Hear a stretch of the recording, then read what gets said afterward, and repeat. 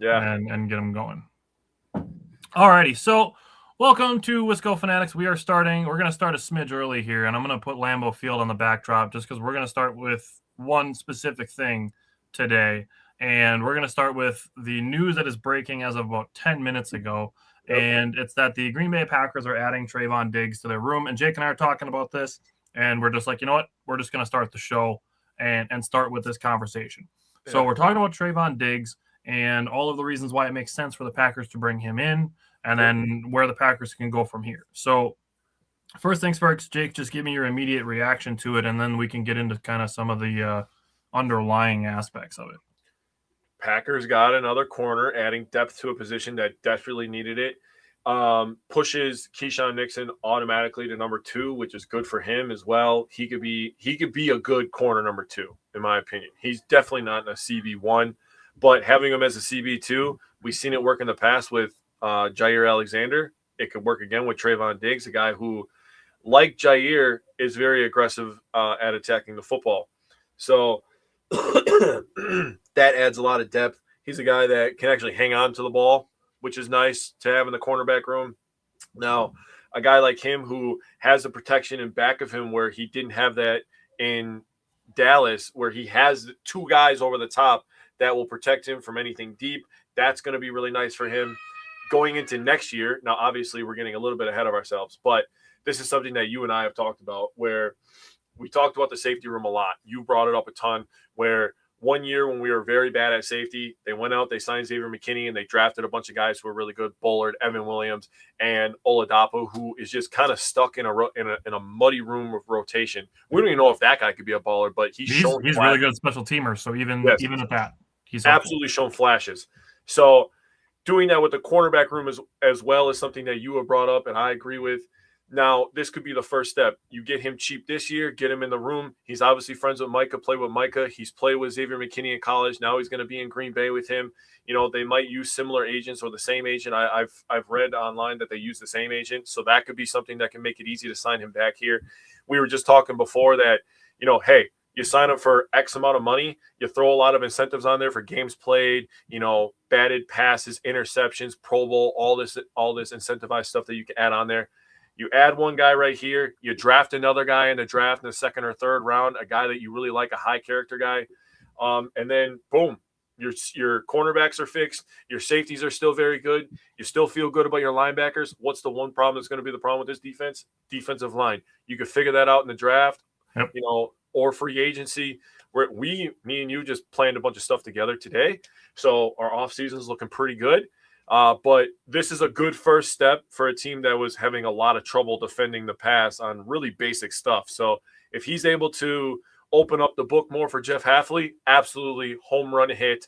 A guy like this doesn't just become available in a Week 18 like this very often. So I'm glad that Green Bay and Gutekunst realized that and they jumped on the opportunity. Yeah, and you brought up a lot of the main points, and I will say there were times where even when people were trying to claim that he's one of the best corners in the league in like 2021 and 2022, and he was racking up the interceptions and pass breakups and stuff, that I was pretty critical with him of the fact that he's very aggressive and he takes a lot of risks, and that means he gives up a lot of yards. So there's 2 things that I think of with that. And the first thing is yes, he is aggressive. He gives up yards. That's still true. But my main point was he's never had safeties like the Packers have in Green Bay.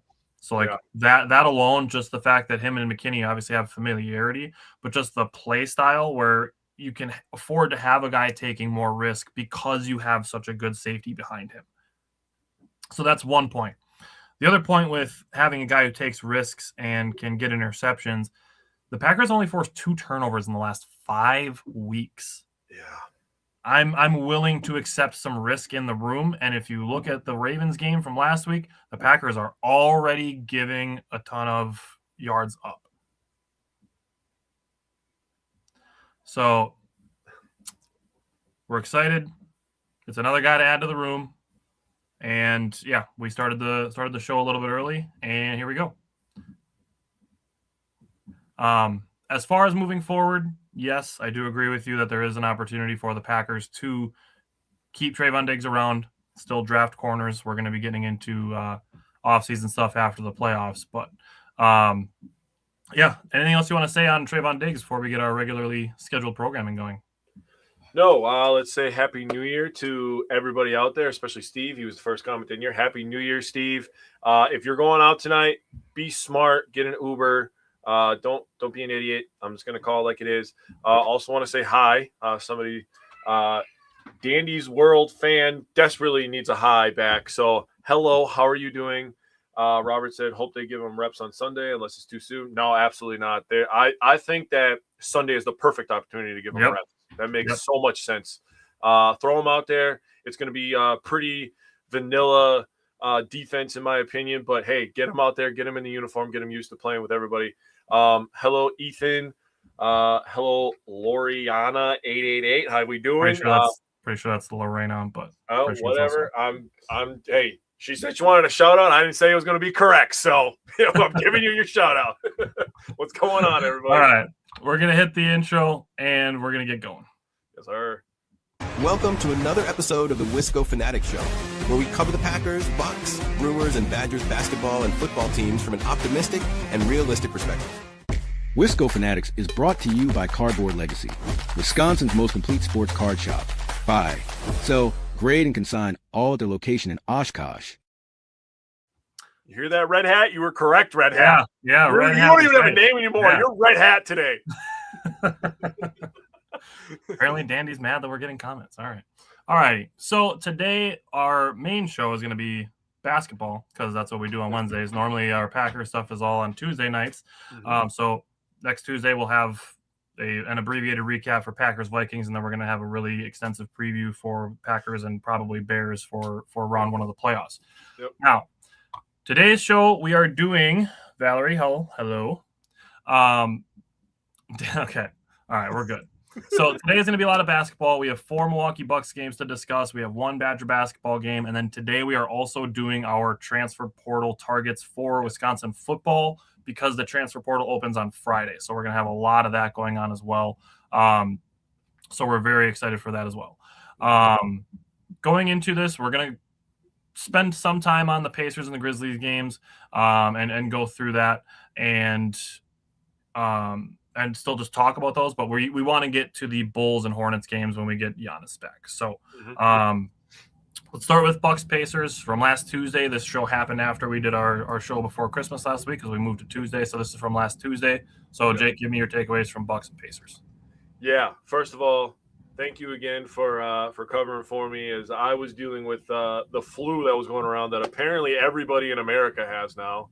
I thought it was just going to be a Wisconsin thing. And then you and I have a buddy that lives out in Phoenix, and he was telling us that he has it too. So I'm like, oh, okay. Well, I guess it's nationwide then. It sucks. I hope nobody else gets it because that was terrible. It went through my entire house. But back to business here. The Bucks are back to business. They won 3 or 4 this week, and this is the first of 3. First one here, Bobby Portis was in the starting lineup, gave you 14 and 9. I'm going to talk a lot about Bobby today because we've been kind of hard on him. And we need to give him love when appreciated. So Bobby Portis, 14 and 9. He's been playing a lot better, more consistent. Kyle Kuzma still doing his thing, 15 and 7 and 2. Still using his length on defense, still disrupting passing lanes, getting downhill. Kyle Kuzma needs his flowers, is what I'm going to say. Miles Turner, now he didn't have an amazing game, I would say, 10-6 with 3 blocks. But he made very timely shots in this game, and Pacers fans need to get over the Miles Turner thing. I mean, we're halfway into the year now. Whatever happened, and they're obviously only going to look at the Pacers' end of things, but they need to realize that Miles Turner is a human being, an adult, and we don't know all the conversations that happen behind closed doors. So he made the decision that he made. Get over it. You did your booing. It doesn't need to happen for the next 3 years, okay? Kevin Porter Jr. was awesome in this game, 24, 6, and 5. Leading scorer for this game for the Bucks, very efficient. Off the bench, Ryan Rollins was very good, 23 points, 7 rebounds, 4 assists. He shot 10 of 15 from the field. So between Rollins and Kevin Porter Jr., 23 and 24 respectively. And outside of that, wanted to give one more shout out to Miles Turner. He did a really nice job protecting the rim outside of the 3 blocks. He was fantastic in my opinion. The bench was awesome in this one. They shot 59% from the field and 50% from 3. So the bench was super efficient. Sucks that Gary Trent Jr. had to leave this game so early after he made a really nice contested layup. But obviously, going into the future, he is back. He did miss the next game, but really nice finish by Gary. You don't really see that side of Gary Trent too often, where he goes to the rim and he shows his athleticism, because usually he's just coming off a screen and shooting a 3-pointer. But his ability to get downhill and finish is still something that the Bucks should maybe take advantage of a little bit more, in my opinion. Yeah. So Matthew said Happy New Year. Said the Packers upgraded their defense. We did talk about that right at the top of the show, so you can go back and check that out. We spent 7 minutes on that. Looking at Bucks and Pacers, you talked about Kevin Porter Jr., Ryan Rollins. They drove the engine for the offense. They combined to shoot 18 of 28 from the field, 4 of 8 from 3, and 7 of 12 from the free throw line, which I think is an opportunity for a little bit of improvement. But combined for 47 points, 13 rebounds, 9 assists, and plus 34. So really good job by those two. And then defensively added 4 steals. They did with this game, and I know people are going to be like, oh my God, the Pacers actually made it a close game. Basketball's a game of runs. They said it on this show. We say it on our show. You're gonna hear it all the time that the basketball is a game of runs. It looks bad after losing a game after having a big lead versus the Wolves. But 1, basketball is a game of runs, like I said. And 2, we've seen the Bucks make late pushes versus better teams than them and fall short. It's just kind of how basketball games go. There's really not many games nowadays that are decided by 30 or 40 points. No. In the era of 3-point shooting being such a prominent thing in the league, a 15-point lead is like what a 7 to 8 point lead used to be back in the early 2000s. It's fair. I would say having a 20-point lead is like the new 10-point lead in the Yep.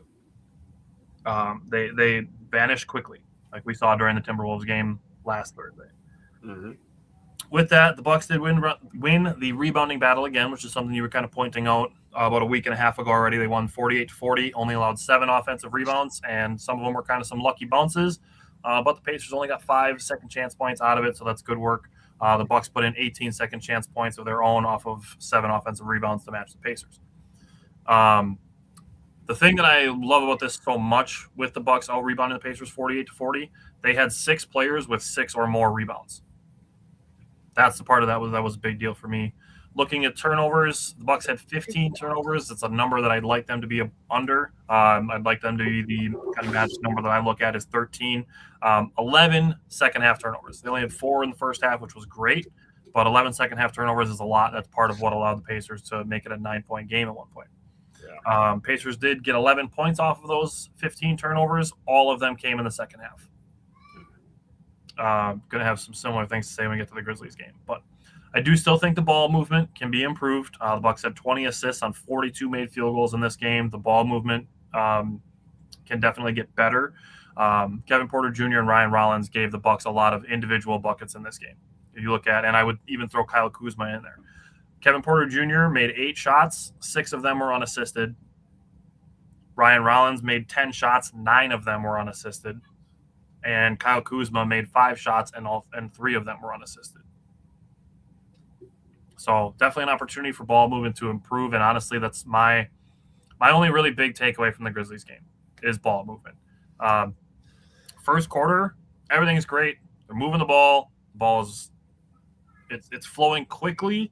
They had 8 assists. 4 turnovers is a little high for a quarter, but 3 would be perfect. So, I mean, it's splitting hairs on that. But if you're averaging 8 assists a quarter, you're going to have 32 assists as a team. That would be fantastic. Unfortunately, that was really the only quarter that was noteworthy for this game because after that, Memphis kind of just took it and ran with it. Yeah. Doc Rivers talked about it after the game as well. Ball movement, the first quarter of the Bucks, the 8 assists, only 10 assists for the rest of the game. Yeah. That's bad. That and turnovers are a product, I think, a little bit of bad spacing, which, you can put on the coaching staff if you want to, but all of the guys on the team know how spacing works. They have the quadrant system thing. Like guys know how spacing works. It's a little silly to me how much like people are like, oh well, Doc should have them in the right spots. To a point, yes, but these are also grown men that know ball. Yep. Like these guys all have a better basketball IQ than everybody you know. Like, yes, there's stuff that people can learn, but I mean, these guys are all in the NBA for a reason, and it's not only because of their physicality. Yep. So the guys know how spacing works. It just needs to be better, and the ball needs to be less sticky, which is, again, something I'm going to bring up in a little bit, unfortunately. But Bucks only turned the ball over 4 times in the first quarter, which would be 16 for the game, but they finished with 22 instead, which tied their season high. Yeah. So my really big takeaway from the Grizzlies game is that the ball movement needs to be better, and it needs to be crisper, and there are other things that I'm going to say with that when we get into some of these other games. So anything else you want to throw on the Grizzlies game? Yeah. Again, Bobby Portis playing much better. Another double-double for him. After taking so long to finally get a double-digit rebound game, he's starting to stack a lot of double-digit rebound games, which is really nice to see. Kyle Kuzma and Bobby Portis are going to be the 2 main cogs off the bench for the Bucks the rest of the year. So those two, if you can get them to both average 12 to 17 points per game, Kuzma can give you his 6 to 8 rebounds. Bobby can give you his 10 to 12 rebounds, and they can be efficient from the field. That's going to go a long way for the Milwaukee Bucks. Now, one of my main takeaways was also the assist-to-turnover ratio, because the turnovers directly led to Memphis beating the Bucks 26-13 in fast break points, 54-28 in points in the paint, and the Grizzlies still shot 8 more free throws than the Milwaukee Bucks. That doesn't make any sense to me, but when you're putting yourself in disadvantage situations where you're turning the ball over and they're getting numbers, you're going to have to foul eventually. And I like how you said it before, where after the first corner, the Grizzlies kind of just took it and ran with it, because that's pretty much what happened when the Bucks were turning the ball over. I felt like I was watching a consistent loop of fast break opportunities for the Memphis Grizzlies, which was really, really shitty to watch. But one last thing, shout out to AJ Green. Had a nice bounce back game after going 1 for 6 versus the Pacers on Monday, going 6 for 11 from 3, 7 of 13 overall. So good bounce back game for AJ Green. And yeah, you just take this one and you throw it away and you move on to the next one. Yep, and the next one involves Giannis Antetokounmpo, so that's super fun. Adam said Green Bay is now Dallas North. We only have 2 of their guys, not that many. Yeah, it's not. It's not like when all the Packers are going to the Jets. Yeah, not that bad yet. We don't have all of Micah's buddies here. and plus, he was Xavier McKinney's friend first. See, it's a good point. People need to remember that. All right. Moving to Bucks and Bulls, we get Giannis back. So finally, I shouldn't say finally, I get that he was hurt, but we get Giannis back and we can start again seeing what this team is supposed to be, built around him. So yep. Bucks get Giannis back on a minutes restriction, but what were your takeaways from Saturday's win against the Bulls? Yeah. 8 games. Wait, 9 games? Was it 9 games? 8 games? I think it was 8. I don't know. I think it was 8. Either way, it was a long 8 or 9 games, whatever it was, without Giannis. Really made me, not that you and I struggle with the appreciation point of how good Giannis is and, appreciating his career, however long it may last, however long he may be in Milwaukee. But when you don't have him, that's when you're really like, dude, I could really, really go for watching 34 dunk on some sorry-ass dudes right now. Or like, man, it's kind of tough watching the Bucks lately because we don't have our best player. Wonder when pitchers and catchers report, but, Right? So Giannis comes back. He's on a minutes restriction. Obviously, everybody should have known that. But this is a guy that can be efficient in 20 minutes. So if you're going to give him 25 to 30 minutes, he's going to give you full stats of other players. So he gives you 29, 8, and 1 in his first game back, 10 of 15 from the field. He still gave us one of these. He's still sticking with this, which is fine. If he's going to make threes, I'm cool with it. He shot 3 of them, which was surprising to me in his first game back. I was like, okay, he's probably going to shoot 1. But to shoot 3, I was like, oh, okay, that's a little weird. But it is what it is. You're playing in the flow of the game. So with Giannis back, so is the Bucks' confidence. It's unreal how much more confident and how these guys moved on defense when 34 was out there. And he comes into the game, and you're starting this game, and I swear to God, every time they went down the floor on the offensive end, they were throwing it down the 30 floor like, bring us home, big fella. Bring us home, big fella. I'm like, yo, let him get into the flow a little bit, boys. There was a couple times they threw it to him on the elbow, and he wasn't even like posted or looking for the ball. I'm just like, you guys need to chill. Let him get his feet wet a little bit, and then we'll let him take over, which he absolutely did in the second and third quarters. He was dunking everything, and this needs to be talked about. Yes, his strength is on. It's awesome, right? His finesse, his body control. This is all stuff that people have talked about. We need to talk more about his footwork, dude. His footwork is fucking crazy, dude. Yes. Like, not just off like him doing Euro steps, that's sick. But him in the post, dude, we need to spam in that, dude. I'm serious. Yeah. Like, you need to throw that thing down there in that mid-post area and just let him figure it out, because he's going to. Yeah. Over these next two games where we talk about the Bulls and the Hornets, Giannis had some of the most disgusting footwork. I'm like, oh yeah, God, dude. And then to be able to jump up as high as he does, throw it down as hard as he does, but also be able to take the contact and finish. I'm like, dude, this is the best player in the league. Like, you can miss me with everything else. The way that he could dominate a game in 20-minute spurts is incredible, dude. It's incredible. Miles Turner on defense looks like a completely different human being when 34 is out there. Yep. He's able to actually use him in the role that we wanted him for. Yep. Now we have two long guys. One guy can play weak side at all times. They can both block shots. They can disrupt passing lanes. That zone defense is about to be disgusting when Giannis is fully back, dude. It's going to be nasty. Bobby Portis, another double-double for him. That's his third in the last 5 games, so good for Bobby. He also had a game in there in the last 5 games with 9 rebounds. So Bobby absolutely back, playing much better. He was 17 points, 11 rebounds, 7 to 16 from the field in this one. Kyle Kuzma wasn't super efficient, but again, he gave you his 12 points. He was passing the ball well, ended up with 4 assists.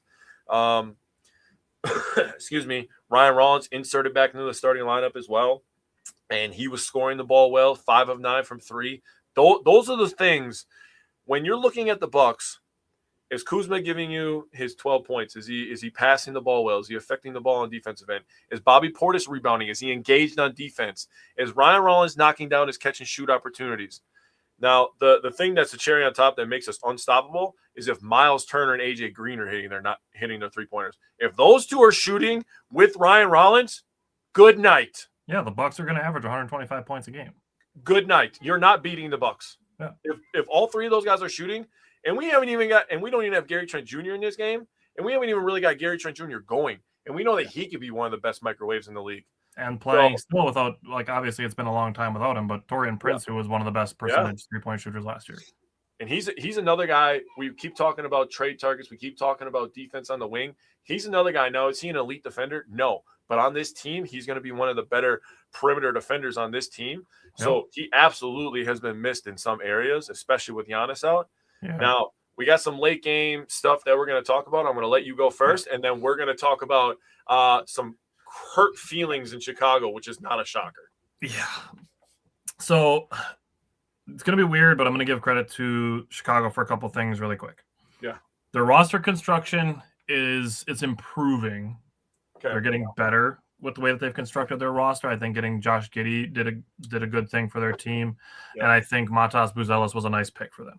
It gives them some size that's tough to defend, especially like having AJ Green on Matas Buzelis.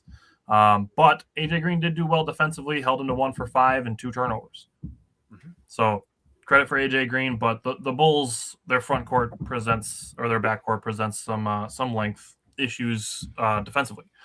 Now, that said, Chicago came into this game averaging 118 points. Bucks held them to 103. The Bucks being locked in defensively is still a good thing for the Bucks. Giannis, you brought up his numbers, played 24 minutes. The thing you didn't mention, and I'm a little surprised you didn't mention it, Giannis was 8 for 10 from the free throw line in this game. Yeah. You're right. That's a big deal for me, because if I'm not expecting Giannis to shoot 80% on the free throw line all the time, but if we've just been asking since 2017, like if he can just shoot 70%, just 70, teams have to think about if they want to foul him on purpose as much. And what's something that me and you have talked about, to your point, what's something me and you have talked about? Yes, the jumper thing would be amazing if Giannis, and he did improve on his mid-range jumper last year. But the thing that really needs to improve is the free throw shooting, like we've been talking about. We seriously been talking about that for like 7 years, dude. Pretty much since the inception of our show. Yes. So if he gets the free throw numbers up, absolutely unstoppable. Teams have to change how they play him again. All right. So with Giannis back, like you said, they're a significantly better team. They still need to think a little bit of work ironing out some of the role players and navigating some of the non-Giannis minutes. That's when I think we need guys like Kyle Kuzma and Miles Turner, Kevin Porter Jr., playing like number 2 options and playing with aggressiveness is really all I want to see. It doesn't need to be like we have every week. We know Chris Middleton is our number 2 option. No, it's this guy, this game, this guy, this game, this guy, this game. I think that makes the Bucks a harder team to beat because they have so many guys who can step up. Ryan Rollins did it in this game, playing within the flow of the offense. There's Ryan Rollins and Bobby Portis go into the same framework where they have a fork in the road, and it's either offensive black hole and holy shit, I'm okay if they trade you, or playing within the flow of the offense and you look like a piece that we can build on for the future.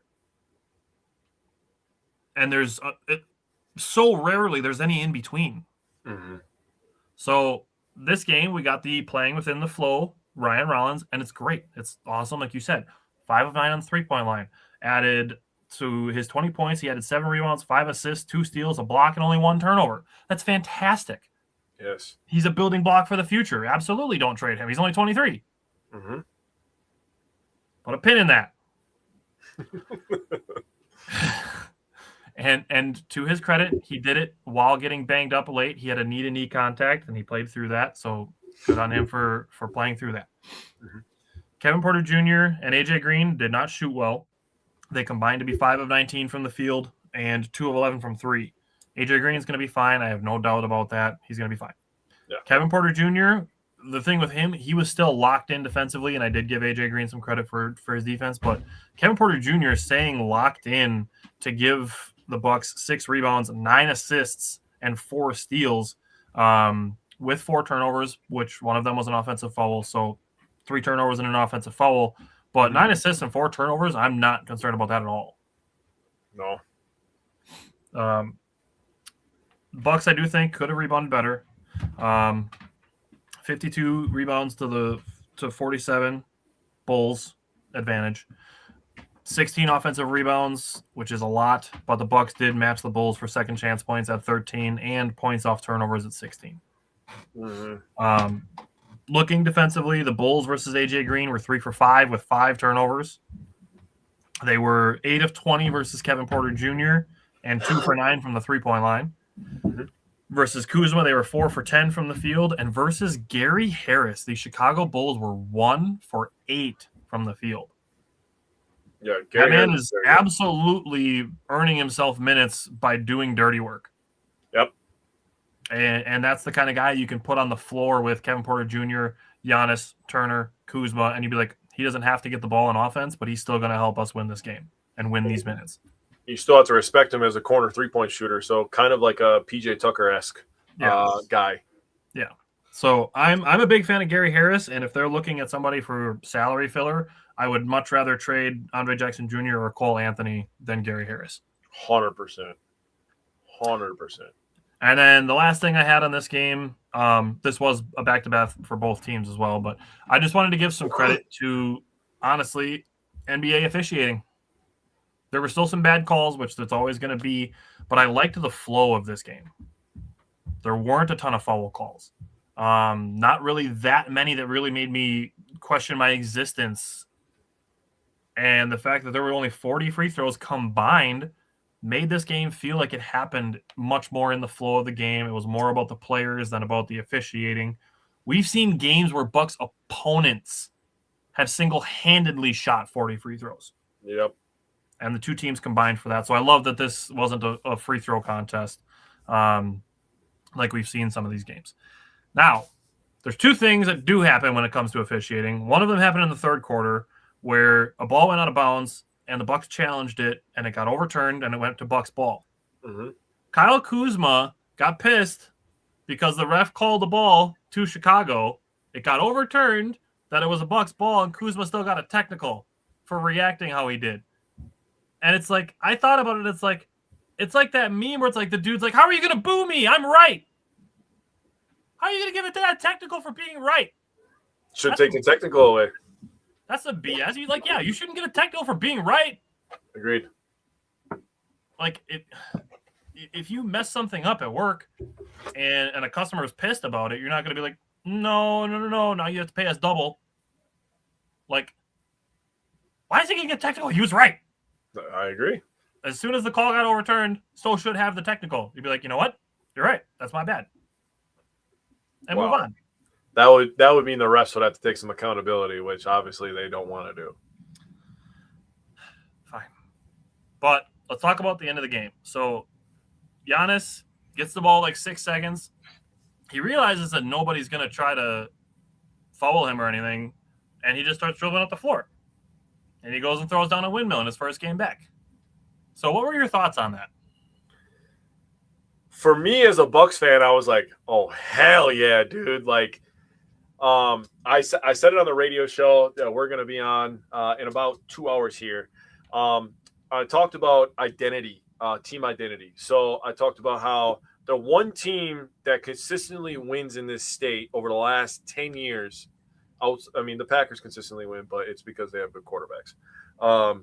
But they don't have an identity, right? They struggle with their identity this year. That's something that has been a conversation topic about Matt LaFleur this year is lack of identity. You look at the Wisconsin football team, lack of identity. They've tried to flip-flop 2-3 times over the last couple of years now, changing a bunch of coaches. We talked about that on Scary Alvarez last night, so go check that out because that's going to go up today as well. Tyler and I have been busy, by the way. And then you look at the Milwaukee Bucks. They've had a lack of identity over the last couple of years, trying to trade for all-stars, but still nothing of substance. So if their identity is going to be, okay, we're going to play a full 48 minutes. We're going to be in your face. We're giving full effort. And if you think that we're an asshole because of that, well, then boo-hoo you. Yeah. That's your goddamn problem. So I love it, man. I love that Giannis is walking like that. I love that we're getting evil arc Giannis after we should have been getting that the last couple of years. But, he's pissed off now. People are dragging his name through the mud, saying all this stuff about him.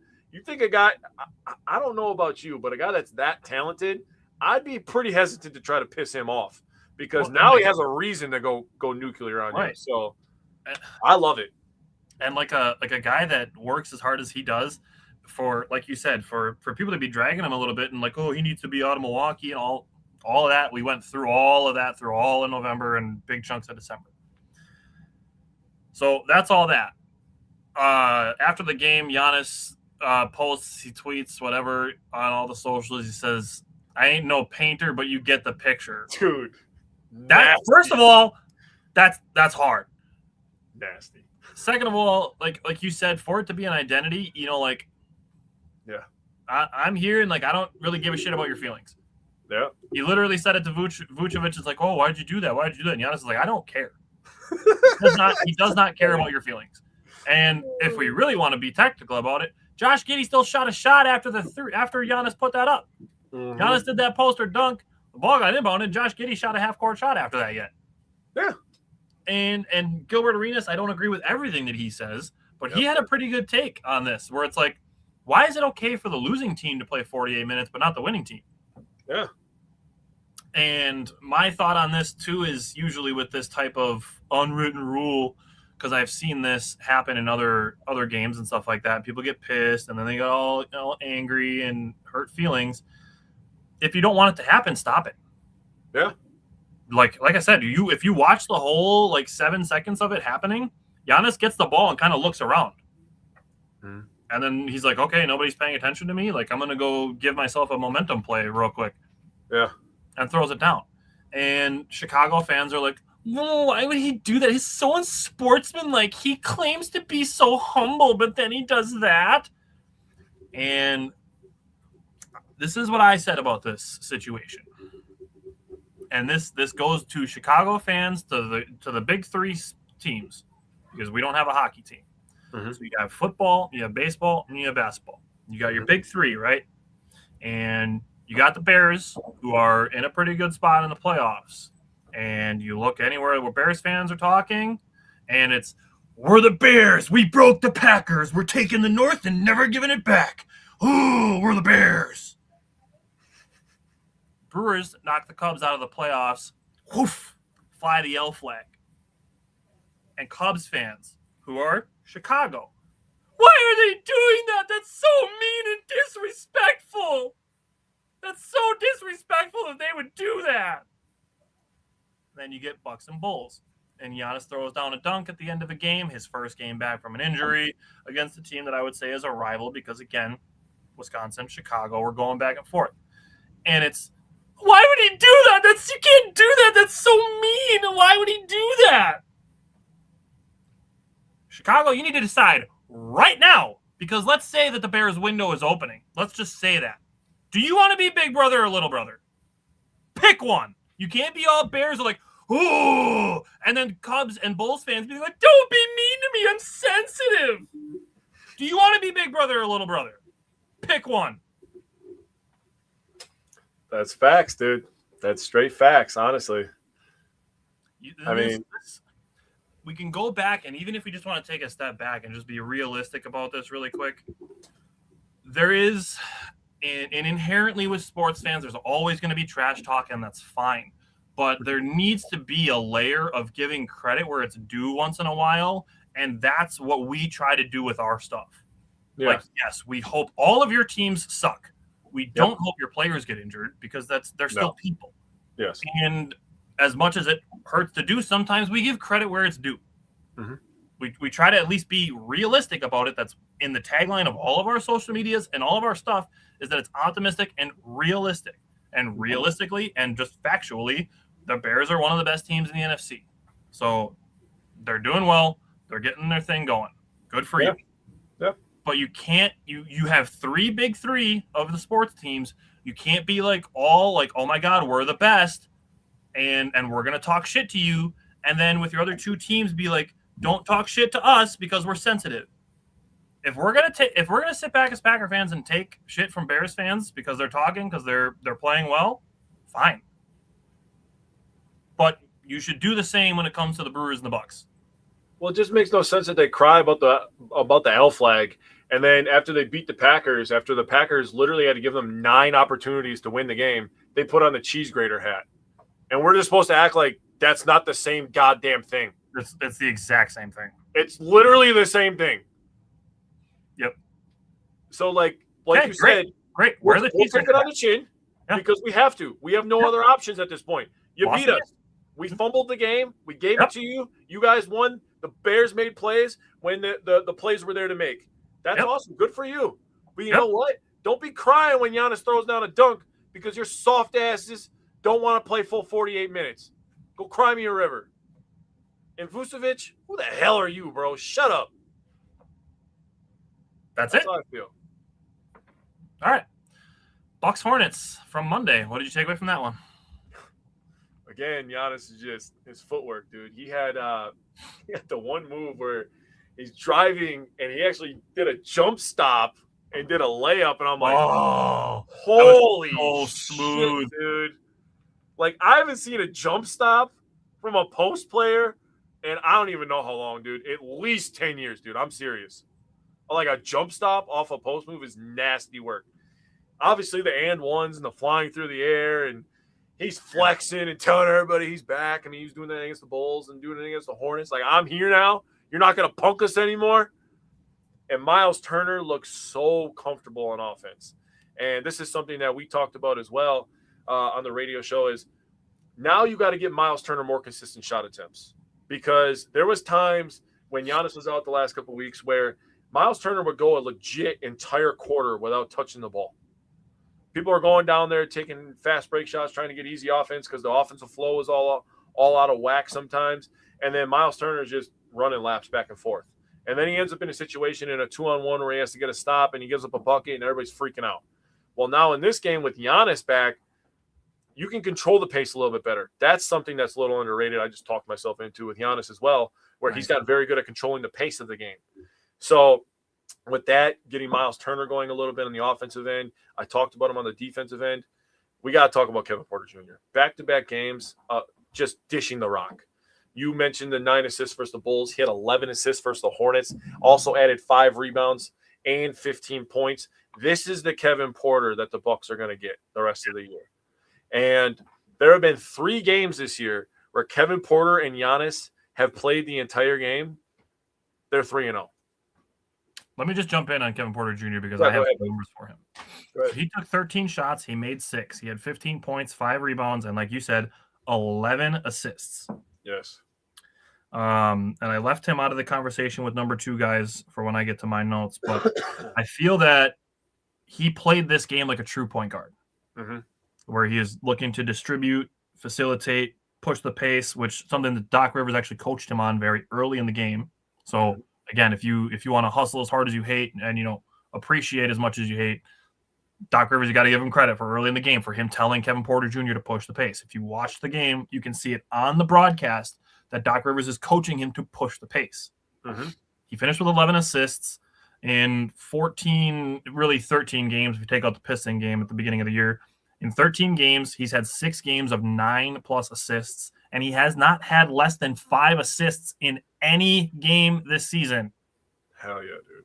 Again, disqualifying the Pistons game because he played 9 minutes before getting hurt. But he has not had less than 5 assists in any game this season. Yep. And he's had 9+ 6 times. So almost half of his games, he's putting up 9 or more assists. Continue. Yeah, so Ryan Rollins was really inefficient. This is a game where you were definitely watching it and being like, dude, you're making some tough decisions, and most of them are wrong right now. One example, he had a situation where he ends up digging out a rebound, which was a really nice play. And then another situation where he ends up forcing a steal, which was, again, a really nice play on the defensive end, but then immediately goes down to the other end of the floor and tries to shoot a layup over 2 people who are at least 6'9". And one of them who is 6'9" with massive hops. It's like, dude, you are more of like his hops, talking about Ryan Rollins, they're kind of sneaky. They sneak up on you every once in a while. That's why he gets some of those sneaky facials, where he sneaks one in and you're just like, he's bouncy. It's like, ooh, okay, that was nice. He's bouncy. But he's not a guy where he's like, I'm coming for you. Wham! Like, he's not that guy. He does have some bounce and he can finish around the rim, but that was a terrible shot. And that's that whole situation right there. Like, all you did was just take 15 seconds off the clock. Yeah. That's all that did. You And immediately erased your good play by making a poor decision of trying to shoot that shot. You were not going to get it off. Right. And on top of that, something that we talked about earlier is when you do that, not only is it a bad shot, so you look silly for that. Now you're giving the other team an opportunity for a fast break to find an easy bucket or a foul. You're getting a 3-pointer. Something good is happening for the other team with you taking that poor shot. So you're compounding issues with that. That's the kind of stuff on top of where you're talking about him jump passing. That's something you've been big on him this year. Those 2 things have to stop. The decision-making is something that definitely has to improve for the entire year. He's shown the ability to score, shown the ability to defend. But like we've said, he does everything correct to play at the end of games. Makes his free throws, he plays defense, and he can finish in the paint. But you making bad decisions, taking bad shots, and turning the ball over like that will wash all of that away. Wash it all away. That's gone. See you later. So all that work you did before doesn't matter because you're turning the ball over now. Silly turnovers, right? Yep. So outside of that, Bobby Portis was absolutely phenomenal in this game. He was on fire. He was talking that shit. 8 of 12 from the field, 5 of 7 from the 3-point line. He made 5 of the 9 3-pointers that the bench made for the Bucks. Fro Gary made his debut in this game. He also made 3 3-pointers. Gary Harris made a 3-pointer. So Gary Harris is one of those guys. We were talking about him earlier. He's one of those guys, like, he's only going to get 2 to 4 shot attempts, but he's making half of them. I promise you that. He's very opportunistic. He's a pro's pro. He is the perfect guy for the 2025 Bucks. You could not have found a better fit for the 2025 Bucks. So we have to give credit to Horst for that. We have to give credit for Horst finding a way out of the Dame contract and finding a way to get Miles Turner in there. People have to start giving him credit. We were talking about Kevin Porter Jr. What did we trade for Kevin Porter Jr.? Marjon Beauchamp. You mentioned that the other day while we were watching the game, and I'm just like, oh, yeah, shit, that's right. We traded Marjon Beauchamp, and we got Kevin Porter Jr., a guy who had 15, 5, and 11 and plays good, hard-nosed defense. And we were talking about effort, right? You never have to question Kevin Porter Jr.'s effort. On either end. On either end. And that's something – there's something to be said about that. You don't have to question Ryan Rollins, his play effort. You don't have to question A.J. Green. You don't have to question Miles Turner. Now, Miles Turner may not always fill up the stat sheet. He did today. You never have to question his effort. He plays hard. Yep. Now, a person you have to question effort is Bobby Portis, especially on defense, but he was giving you buckets this game, so he really nullified everything that he was going to give up on the other end because he was stretching the floor for Giannis to get easy buckets inside. To get 25 from Bobby, 24 from Giannis, and 23 from Miles, yeah, you're going to win a lot of basketball games when you have three guys giving you 20. That is a massive front court to look at those three guys and be like, damn, that's two power forwards in your center. Damn. As far as Ryan Rollins is concerned, he's still got some decision making to iron out at times, and he's young, so there's an aspect of that. A bad turnover near half court where you're 5 feet away from each other and throwing a pass that can be stolen, like that's so avoidable. To have that kind of turnover. Shooting contested floaters with lots of time on the shot clock. Like, that's stuff you don't have to do. And then we talked about the getting a turnover and trying to go 1-on-2 in transition. Like, driving and forcing off-balance shots, no pass possessions. That's the thing between Bobby and Ryan Rollins. The 0 pass possessions, that's the stuff I cannot stand when it comes to basketball. Does not matter if it's Bucks, Badgers, an NBA game that I have no stake in, a game that I'm playing in, 0 pass possessions will always grind my gears. Yes. Unless it's obviously transition or, a guy's given a heat check because he's made his last 5 shots or something. Yeah. But if it's just a regular possession and there's 0 passes happening, that possession sucks. Great. Now, the fork in the road that I was just talking about with the Bulls game where it's Rollins and Bobby and they're looking at 2 forks in the road. I think what I'm going to call the 2 forks is forcing and flowing. Okay. So Ryan Rollins this game was forcing, and the Bulls game he was flowing. In the last 2 games, Bobby is flowing. He's playing within the flow of the offense. That is what I need. The black hole, I touched the ball, and now I'm shooting. That is the forcing fork in the road that makes me want to see you traded. So there is a very strong duality to 2 of these guys, and one of them is 23 and one of them is almost 30. So there's learning that I think and ceiling potentially raising that I think that can happen for one of them. The other guy is who he is, which is fine because we've seen him help us do good things. Mm-hmm. Now, after the Bulls game, I was kind of wondering who wants to be the number 2. I think 2 guys played aggressively within the flow of the offense, and that is Miles Turner and Bobby Portis. Both of them took 12 shots. Turner made 7. Bobby made 8. They scored 23 and 25 respectively. Miles Turner led the team with 6 rebounds and had 4 blocks, his highest block total since November 24th.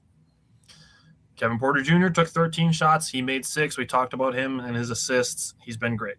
Bucks only had 8 turnovers in this game. That is fantastic.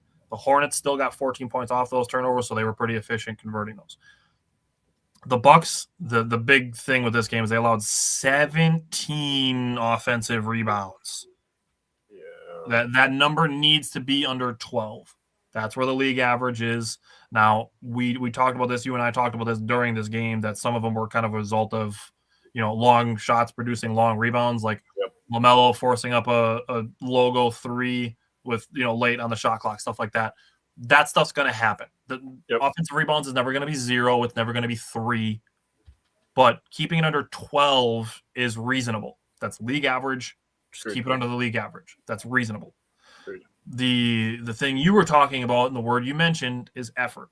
Yes. There were several rebounds where guys just weren't on the weak side grabbing rebounds. And Hornets players noticed and like, oh, hey, I can go get a free offensive rebound. Like, sweet. That's the kind of ones that you can't have because it resulted in 24 second chance points. Yeah.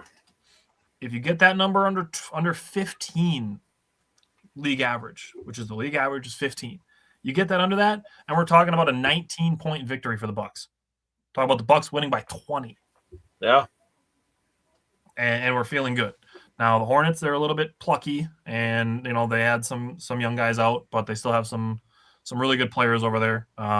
They lost Miles Bridges, who I think is somebody that would do really well in a Bucks uniform. But I would love a Bucks uniform. It's effort is where I'm landing on it. Yep.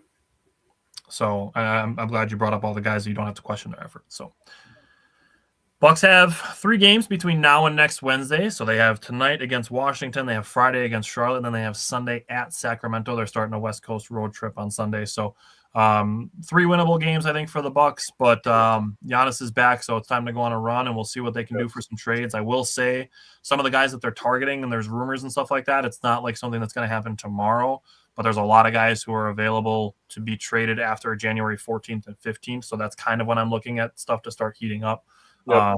And then the trade deadline is obviously in early February. So it's still probably going to be a couple weeks before we get some really hot and heavy trade rumors and stuff like that, because there's a lot of guys that can't be traded for another couple weeks. But keep an eye on that, and hopefully the Bucks can stack some wins in the meantime and start climbing up the East. Yeah, they start stacking some W's. All that talk about Giannis leaving Milwaukee will quiet down a lot too. I think it's already quieted down a lot because basically John Horst has been telling everybody to kick rocks.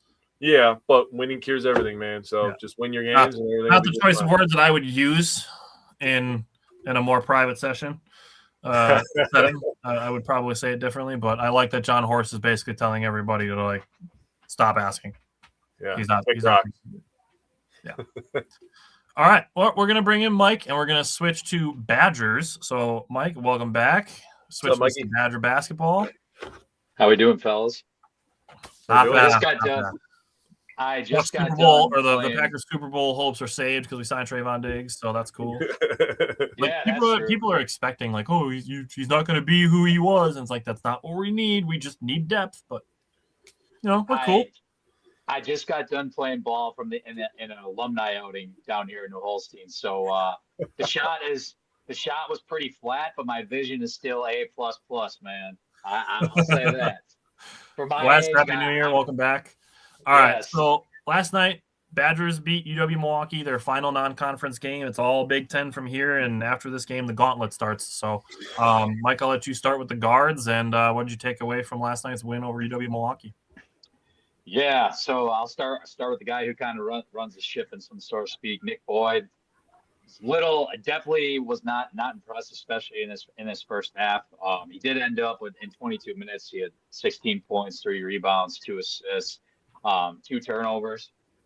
Very slow start in the first half. He had both of his turnovers, and he only had 2 points in the first half. And he got a quick basket basically, and he looked kind of out of place. And he also picked up 2 fouls as well. So this is one of those games where you're happy to see some of the other bench players step up in this case, so that I'm going to talk about here shortly. But he responded very well in the second half, scored 14 of his 16 then to lead the charge after Milwaukee made a run, which kind of scared me a little bit as I messaged you guys throughout the game a little bit with that.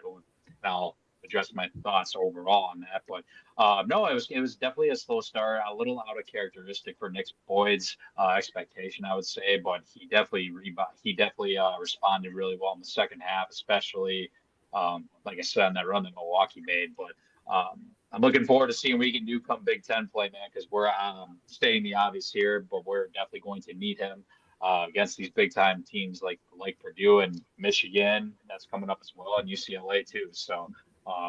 Is what it is. We're moving on with him. So, and going into Jack Janicki, guys, I'm gonna say it soon with another kid that I'm going to address, but I think we got to cut Jack Janicki's minutes, and I hate to say that because we like to be. This is a positive show and everything, but it just doesn't. I just don't feel too positive going forward because, number one, he goes again scoreless, 14 minutes, 0 points. He does get 3 rebounds. He does get the steal. But in terms of what we want to be production-wise and from an identity standpoint, and this goes by the team too in terms of three-point shooting, we can address that. That's fine. But, as far as the bench goes collectively, we need to find different answers right now. And unfortunately, as far as the scoring perspective goes, Jack Janicki's not giving that to us right now. So I do think his minutes are going to get cut a little bit, and the reason is going to be because I'm at the 2 of the next guys that I'm going to address. I mean, there's going to be a reason for that. I mean, Jack can't play. I haven't seen him play point guard yet. That's definitely part of it as well. And we got 1, if not 2 other capable bodies that are true freshmen that can handle that. One more than the other, and I'm going to address that. But as far as from a production standpoint, if you can't score the ball off the bench, and again, from the kind of identity that we're trying to establish right now, yes, you got to be able to shoot the ball. Unless you're a Will Garlock or somebody, you got to be able to shoot the ball in this lineup that we're trying to put together, the identity that we're trying to put together. And that's just not happening right now with Jack. So I'll go into the next 2, and I'm going to address the long-term stuff eventually. But, I'll go into Hayden Jones next. 11 minutes. He played his best game, I think, all year as a Badger so far.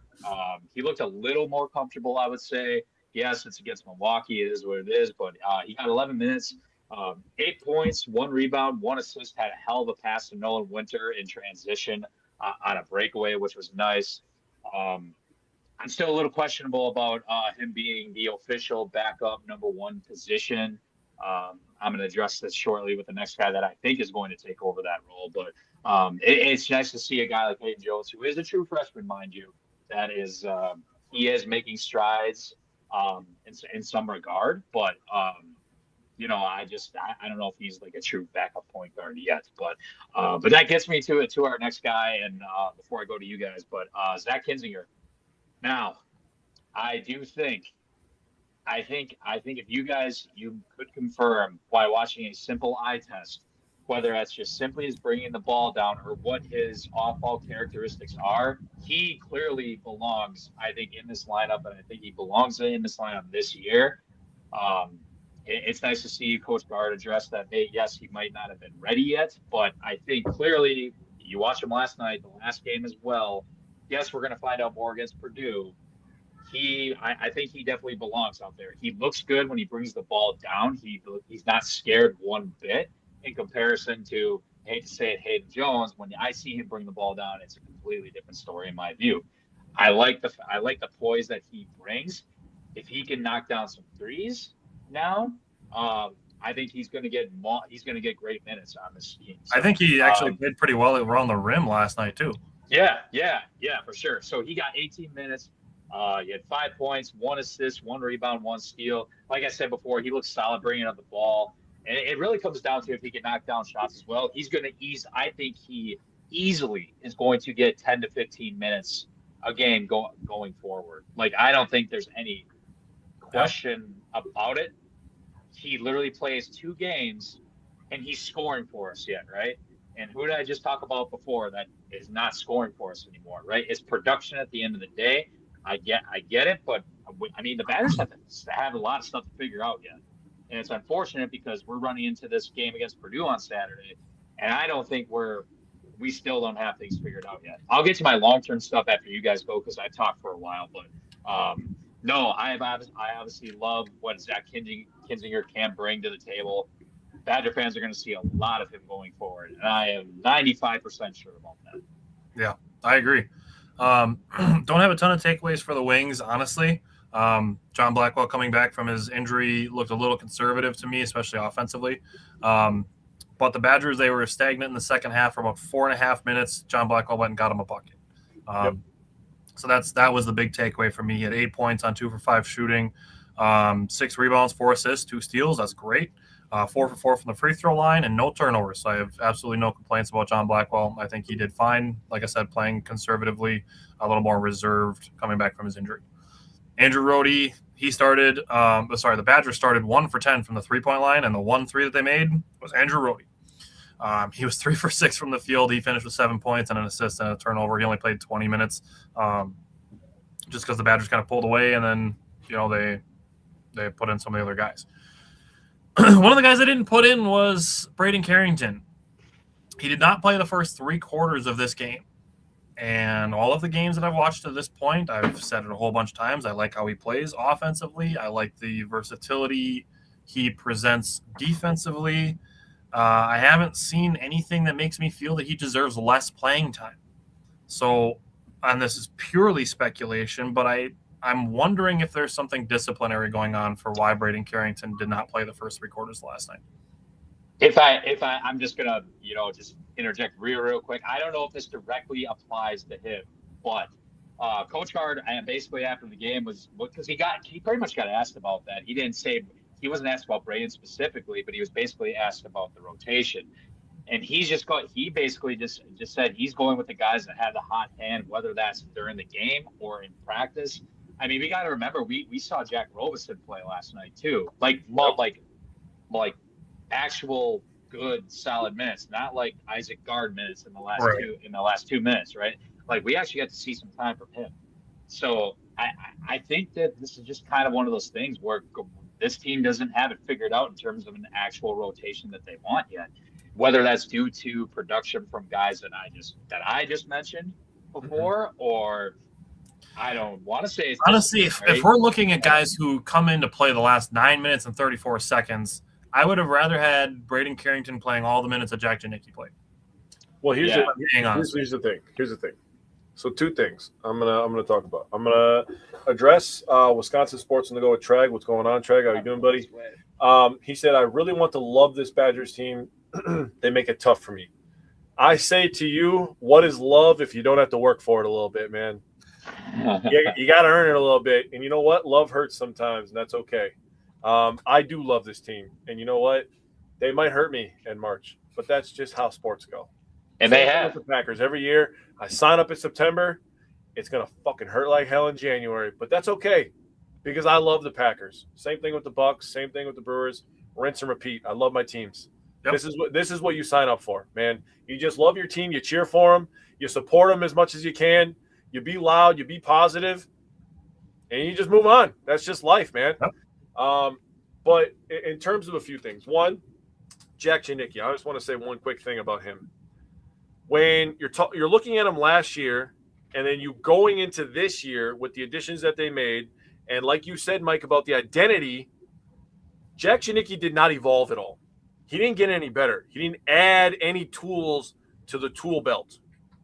So that is the problem with him when you're bringing in a guy like a Jones. You're getting guys from overseas, and this guy played professionally. He's a 6'6" guy that can handle the ball, big body, can finish, shoot 3-pointers. That's tough when you're looking in the mirror and you're Jack Janicki being like, they got 6'6" guys over there that shoot and dribble the ball and get to the rim. I'm just a 6'5" regular guy that has to have somebody create a shot for me. And the thing that he did a lot last year that we haven't seen much from him this year, I don't know if I've seen him dive on the floor very much. Exactly. That's what earned him a lot of playing time last year.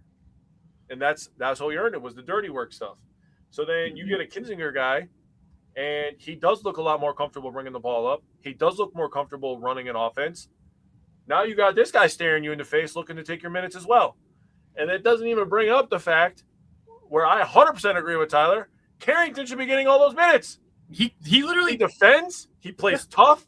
He can finish around the rim. He can finish above the rim. This is all in 6 minutes. 6 minutes. He came in, immediately got an offensive rebound. Yep. He played 6 minutes. He had 5 points, made both of his shots. One of them was a 3. He missed a free throw, but he had a rebound, an assist, and a steal, and 1 turnover. Absolutely. He did all that in 6 minutes. All 14 of Janicki's minutes. Until Janicki figures it out, miss me with the practice stuff, dude. The film that we see is on the television. And what I'm seeing there's nothing that says Braden Carrington should not be playing when Jack Janicki's on the floor. Exactly. He could be hurt too. I don't know the full story with him. I don't know. And we never will, right? Like we're talking heads on a podcast, so we're not gonna know everything, but yeah, from what we can see and stuff we can read, I can't make sense of it. Either can Like the two best guards are Carrington and Kinzinger off the bench, if you want my perspective on it. Easily. Like, I think that would be a great combo if you ask me. But because Kinzinger can bring the ball up, Carrington can shoot and defend, as you said. Kinzinger can defend. So, I mean, and they're being productive every time they're out there. Yes, Kinzinger's only had 2 games, but he's been productive. Same thing with Braden. So I agree. Those are the two top guards that should be off the bench. But that's just that. What do I know? I don't know. Let me get into this real quick. So I don't have too many notes on the big men. Milwaukee doesn't really have a guy that you look at and you're just like, yeah, we got to stop that guy. You know, not like when we were playing Nebraska, we're like, you got to defend that guy. That guy's really good, you know? So Nolan Winter, nice little game, 14.7 rebounds and assists. Efficient from the field. I like that he shot 3 3-pointers. I know I want him to have a little bit more attempts out there. I feel like he's a little bit more comfortable when he gets more shots on the perimeter. Bill Lauskis, pretty tough game, but he did have 5 rebounds. Defended the paint pretty well, in my opinion. I thought he, at least positionally was there. Austin Rapp, dude. I feel like every time that I get a section to talk about, I always end up with the one guy that just pisses everybody off all year, dude. And, like, I'm an emotional guy. Like, I wear my heart on my sleeve. I will be there for you in every situation. But I get pretty riled up during games. Now, I don't take it out on anybody except my television and my children's ears. But Austin Rapp just makes me want to strangle my television. It's like, dog, if you're not going to score, you have to play defense. If you're not going to play defense, you have to freaking put the lotion in the basket. If you're doing neither of those things, I don't like you right now. Don't grab a rebound or something. I'm sorry. You have to put the lotion in the basket. You have to put the lotion in the basket, dude. The guys in the NBA that get paid lots of money are the best at putting the lotion in the basket. The Giannis's, the Jokic, the SGAs. Those are the guys that get paid the most money. Austin Rapp, this is semi-pro basketball now. You're getting paid money to come to Wisconsin to score the basketball, and you are not doing that at an efficient clip. Figure it out. And a couple weeks ago, he did a nice job where he wasn't just shooting 3-pointers. Yes, 3-point shooting can be a tool that you can do, but that should not be your entire identity. Mix it up. You're 6'10", my guy. Go down low, bro. Get a post up. Finish. Get easy touches. Force yourself to the free throw line. Figure it out, dude. But this bullshit of not knowing positioning and then just jacking up a 3-pointer, I'm sick and tired of it, dude. You played against Milwaukee, bro. You look like dog shit. I'm sorry. 2 for 7 against Milwaukee? You got Purdue looking you in the face. Michigan is not going to take it easy on you. They're going to beat the brakes off us. Austin Rapp's playing 18 minutes versus Michigan. I guarantee he's giving up at least 30. I'm not kidding. Yeah. Michigan is going to score 100 on us, dude. They're at least going to try. That's all I got. It's one of those things where it's like, I'm kind of glad they don't have Danny Wolf. Oh, my God. No. I think it's worse, man. Hey. I think it's worse. I think they could even do more damage than what Michigan did to us last year. I think it could be worse. No, I mean, this goes deeper. I'm going to jump into my long-term stuff right away, and I'm going to talk about big men real quick because Milwaukee did a very, very good job being aggressive as hell on our big men. We were at one point, 2 of our big men had 4 fouls with 13 minutes to go in this game. Yep. If we are in a situation where we play a relevant team like a Purdue or somebody in the Big Ten, really. Honestly, UCLA is not even a slouch. That's who we play on Tuesday. They play Purdue on Saturday and UCLA on Tuesday. Like I'm not looking past UCLA. Honestly, until this team shows me like number one that we can take a punch, which we kind of did against Villanova, that's fine. But I need to see more because me personally, this Milwaukee game did not show me squat in terms of like it really, really didn't. And even if they had won by 40, like it's like, okay, it's Milwaukee. Like you want to build good habits, but like nothing was going to be like, okay, I came out of that feeling confident about this. Like, yes. Yeah. And I mean, again, going back to what I said about like identity, I mean, you can't shoot 4 of 22 from the 3-point line against any one of the Big Ten, because that's primarily your off. It really is at the end of the day. You can't shoot 4 of 22 against literally anybody else that you play the rest of the season. You just can't. In terms of what we want to do offensively, you absolutely cannot do that. And when you guys, what Jake said about guys like Austin Rapp, when you can't make shots, you need to find ways to be more productive, and he's just not doing that right now, which is why I think once we get to Big Ten play, like, we're going to get cooked. I think our big men are going to get cooked. And not disrespecting Nolan Winter at all. I know he's doing what he can, but I mean, you got 2 freshmen, and you got a sophomore who played in I hate to talk to the West Coast Conference or whatever, and he wasn't really their 5 or whatever. So, I mean, yeah, that's one of my concerns. Has some potential, but there's a lot of work to do in the room. He's still There's learning. a lot of work. Yeah, he's still learning, because I mean, if we want to be good, my biggest point is, if we want to be good like this year yet, multiple freshmen have to be called upon if we want this season to be successful. It's not just one guy. Which, I mean, honestly, if we're looking at the scope of college basketball as a whole, you look at some of the teams that are the best, they are relying on freshmen. I'm not saying that the Badgers need to start getting all the one-and-done guys, but I mean, there's freshmen being relied on that are going to go straight to the draft after that. Well, I mean, you don't have to get 18-year-olds anymore if you can get guys that played in the freaking NBA and have been drafted and shit. That shit is ridiculous, but that's a conversation for another day.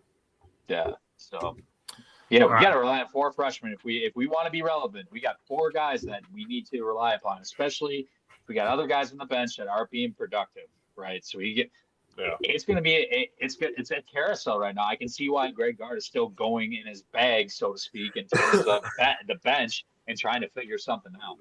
Because I think we can convert. I think we all agree, like, the best 2 guards, like I said, the best 2 guards are Carrington and Kinzinger. Well, the 2 other guys are getting more playing time than those 2 right now, or pretty close. But we're seeing something different in the eye test. So it's going to be interesting to see come Saturday in terms of matchups what happens. So that's my final piece on this. Alrighty, so like we said, Badgers play Purdue on Saturday and UCLA on Tuesday, so we'll have those 2 recaps next Wednesday. With that, we are going to stick with the Badgers, but we're going to switch to football, and we are covering portal targets now.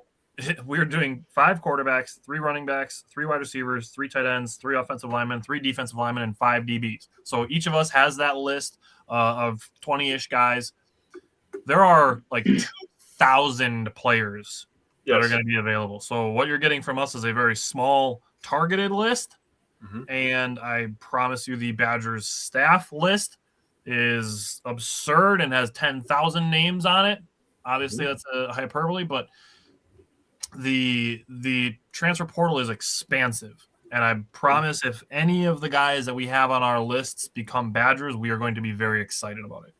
But that said, we just want to give some names out there for guys that we feel fit kind of what we are looking for. Again, we are podcasters, not on the Badgers staff, of what we would like to see added to the Badgers football team. And we're going to start with quarterbacks, and I'm going to have these guys go 5-1. So between the positions that we all have, we're all going to have guys that we highlight. So starting with Mike, give me your number 5 guy, and then we'll just go around the horn. Yeah, I guess we're getting in terms of like total targets too. By the way, just by position groups for the record, I have 24 portal players. I have 20 in terms of positional need. I put down 24 total when I did all the math. So I'd miss throwing that out there for fans in terms of how chaotic this transfer portal will be. Not can be, will be. I got 24 guys that I think we could bring in. So I'm basically just going to go off of kind of when we talked about with Scary yesterday. For a quarterback for me, it's going to be Jaden Craig. When I talked about it yesterday, the biggest thing to me is his production and that he's a winner. The one caveat or the one like pushback is he's not necessarily a dual threat, but at the end of the day, if you can be productive, and yes, it's still FCS football, but if you can be 18-4 in your last 2 seasons, throw over 50 touchdowns in your career, 6,000 yards passing, I mean, 6'2", 215 pounds, and you go to an institution like Harvard where they're not just going to take some dude off the street, right? They're going to take somebody who, is pretty, has your head over your shoulder, so to speak, kind of what I said last night. So, this would definitely be a fit something up Wisconsin's alley, I feel like, because Wisconsin has also been mentioned as Harvard of the Midwest, maybe besides Northwestern. But no, in terms of, because in the quarterback room, you definitely got to know your reads, right? You got to execute at the end of the day. So, if you're coming in and you're learning a new offense, that's, especially on the fly, you want somebody like that, I think, coming in, who's been a winner. And again, going to an institution like Harvard, I feel like, you're definitely going to have, like I said, have a brain and head over your shoulder. So Jaden Craig's my pick from Harvard for the quarterback room. I'll let you guys go. Can't hear you, buddy. You're muted. Sorry. Jake, who's your number 5 guy? The number 5 guy I mentioned yesterday on Scary Alvarez, Bryce Baker out of North Carolina. I mentioned dual threat guy. I like dual threat guys. I think that's the way of the future. He could help with the running game that absolutely was horrendous at times during this year, and could be a chain mover. So I think Bryce Baker would be a good fit. Yeah, and we joined the Scary Alvarez show that came out this morning. So check that out. We talked about not only just the transfer portal, but we also talked about a bunch of the Badgers staffing. My number 5 guy is Sam Levitt. I think based on what I'm reading about him, he's going to be more highly sought after, even though he's coming off an injury. But he missed some games in 2025, didn't have some crazy numbers, but it seems to be like he's going to be a hot name on the market. So, Mike, did you have your 5 guys in order, or? So are we doing? Can I just do any position basically? Because I have that. That's the kind of list that I have. Or we're just doing quarterback right now. When we did this, we had 5 quarterbacks, and I just put mine like from 5 being like my number 5 and number 1 being my most wanted at the position. So we'll stick with quarterbacks if you want to name off your other guys. No, it's gonna be Brendan Sorsby. I think not number 4. Now I know in terms of hype, in terms of paycheck, are the Badgers realistically going to be there? No. But what did I mention last night on Scary Alvarez? He's going to get that Texas oil money. And then he went on and went to make fun of Lubbock, Texas, which was pretty funny for the record. But no, and the reason why I brought this up, why I kept bringing his name up, when he got recruited to Cincinnati, it was literally right when Fickle left to go to Wisconsin. So the familiarity might be there. That's why I mentioned his name a little bit, but no, I don't think he's going to be a Badger or anything like that. But you look at productivity at Cincinnati. I think he would fit well in Wisconsin's radar. But it is what it is. So I'll let you guys go ahead. All right, Jake, you want to give me the rest of your list and then give me your guy to highlight? Yeah. So the rest of my list, I have Nick Evers. Obviously, Badgers fans should be familiar with him, former Badger. He went over to UConn, got some playing time, so good for him. Honest to God, I mean, it's like not as a slight, like good for him. He got some game experience. That's what every young kid wants. And now I want him back because he's a dual threat guy, and I had high hopes for him when he was a Badger. But bring him back in the Cardinal red and the white and see what he can do, man. He should be familiar with the facilities, is all I should say. So the guy that I highlighted is actually my number 3 on this list, but it's Dylan Raiola. So the thing about Dylan Raiola, he was 181 of 250 last year, so 72% high completion percentage guy. That's something that could be a sight for sore eyes for Badgers fans, I will say right there. 2,000 yards. He had an 8-yard average, so he does still push the ball down the field a little bit. He's not the dual threat guy that I've been asking for, but 18 touchdowns, 6 picks. A 63.9 QBR. He made Nebraska relevant is something that I talked about last night as well. But Dylan Raiola, he can make every single throw, sidelines, down the field. He can make every single throw. He has the arm talent to do it. I think he'd be a tremendous fit. I understand there's going to be some pushback because he's a Nebraska guy and people don't like the Mahomes thing that he does, but I don't care. The guy can play ball. That's all I know, right? My number 2 is Alex Mansky from Iowa State. I have a lot of Iowa State guys on here, actually. Iowa State has done a really nice job recruiting and developing their players. They have one of the highest transfer out lists, by the way. They're one of the top teams that people transferring out. But he was the leader of that team.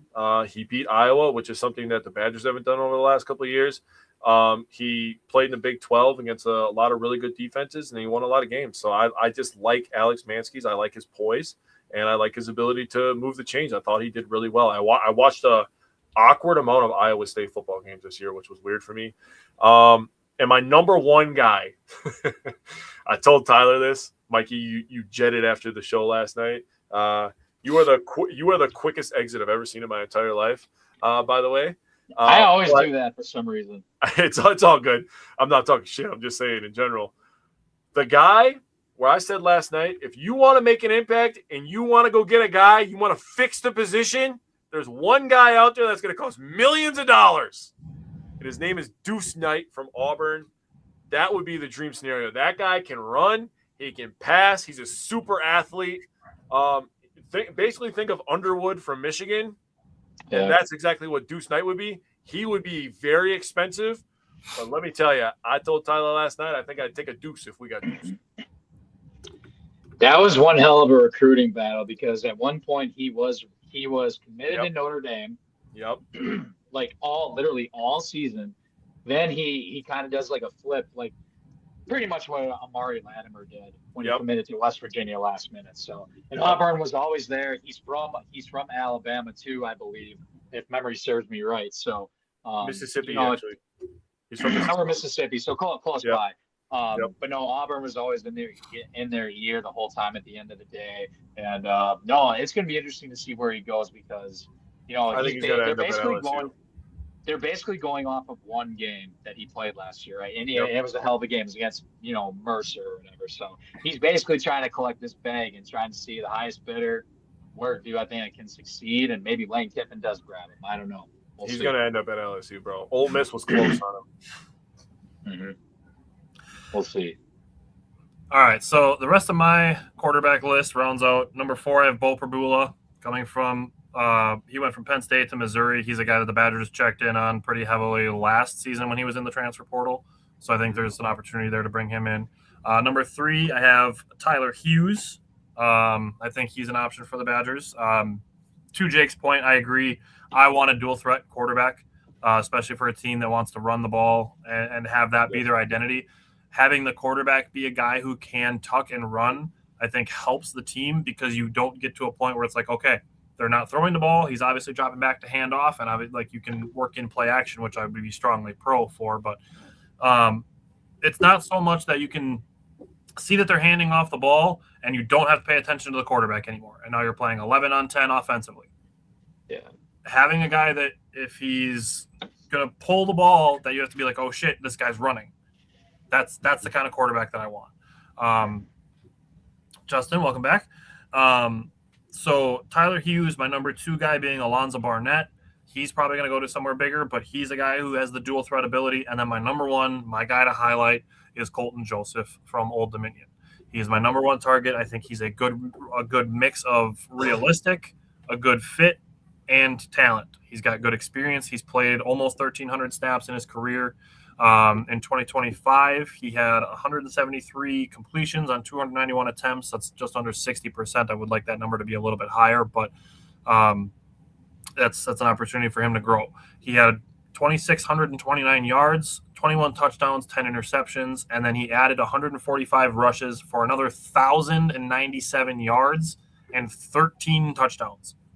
Yes, sir. He did have fumbles, which is a little high, but for a guy having 34 total touchdowns and basically 37, almost 3,800 yards, that is absolutely a guy I would love to have at Wisconsin. And there's reportedly already a $2 million offer out from Wisconsin to Colton Joseph. So I'm hoping that is like the second the portal opens, I'm hoping to see that Colton Joseph is a Wisconsin Badger. Yes, sir. Mm-hmm. And spoiler alert, I hope he's bringing some teammates. Yeah. Okay. Justin, welcome. Saw the news. I hope you're doing well as well. And now we're going to go to running backs. So, Mike, I'll let you go first. Who would be your number 3 running back out of your top 3? So this is I kind of cheated a little bit because number 1, Wisconsin recruited him, back in his recruiting cycle. Number 2, he's in the portal. And he's already kind of linked to Wisconsin as well. So I got Brian Jackson out of USC. 6 foot, 235 pounds. Got two 2 years left. He's got over 300 yards rushing. He basically got all of his production last year. 5 touchdowns. I think kind of a big body, obviously 6'2", 235, and I think he would complement Giannis Antetokounmpo and Darian Dupree quite a bit. It's going to be very, very interesting, obviously, with the recent news with Coach Spalding leaving. I think that could definitely shake things up. Number one, how many players we actually want to get now in the portal, because we really don't know, is Darian Dupree also going to leave? Is Giannis Antetokounmpo also going to leave? So that's a number to watch in terms of like the amount of running backs I do think Wisconsin gets. I did write 2 down, and it was only 1.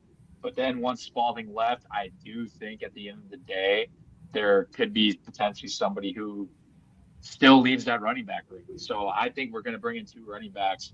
But I think, Brian Jackson out of USC is my first pick, or third pick. Sorry. Yeah. Jake, who would be your number 3? I got Peyton Lewis out of Tennessee. Very fast. Played in the SEC. Had some success. I think he'd be a great fit. My number 3 guy would be James Jones out of the known rushing powerhouse Delaware State. Yes, sir. When I looked at running backs, I was looking for guys who had dual threat ability, just like the quarterback position. So guys that can catch. If the quarterback pulls the ball, that he can still be a factor as like a safety valve on like rollout type plays. So I want a guy who can run and catch. So James Jones had 100 carries for 924 yards and 11 touchdowns. Just so a good solid job there.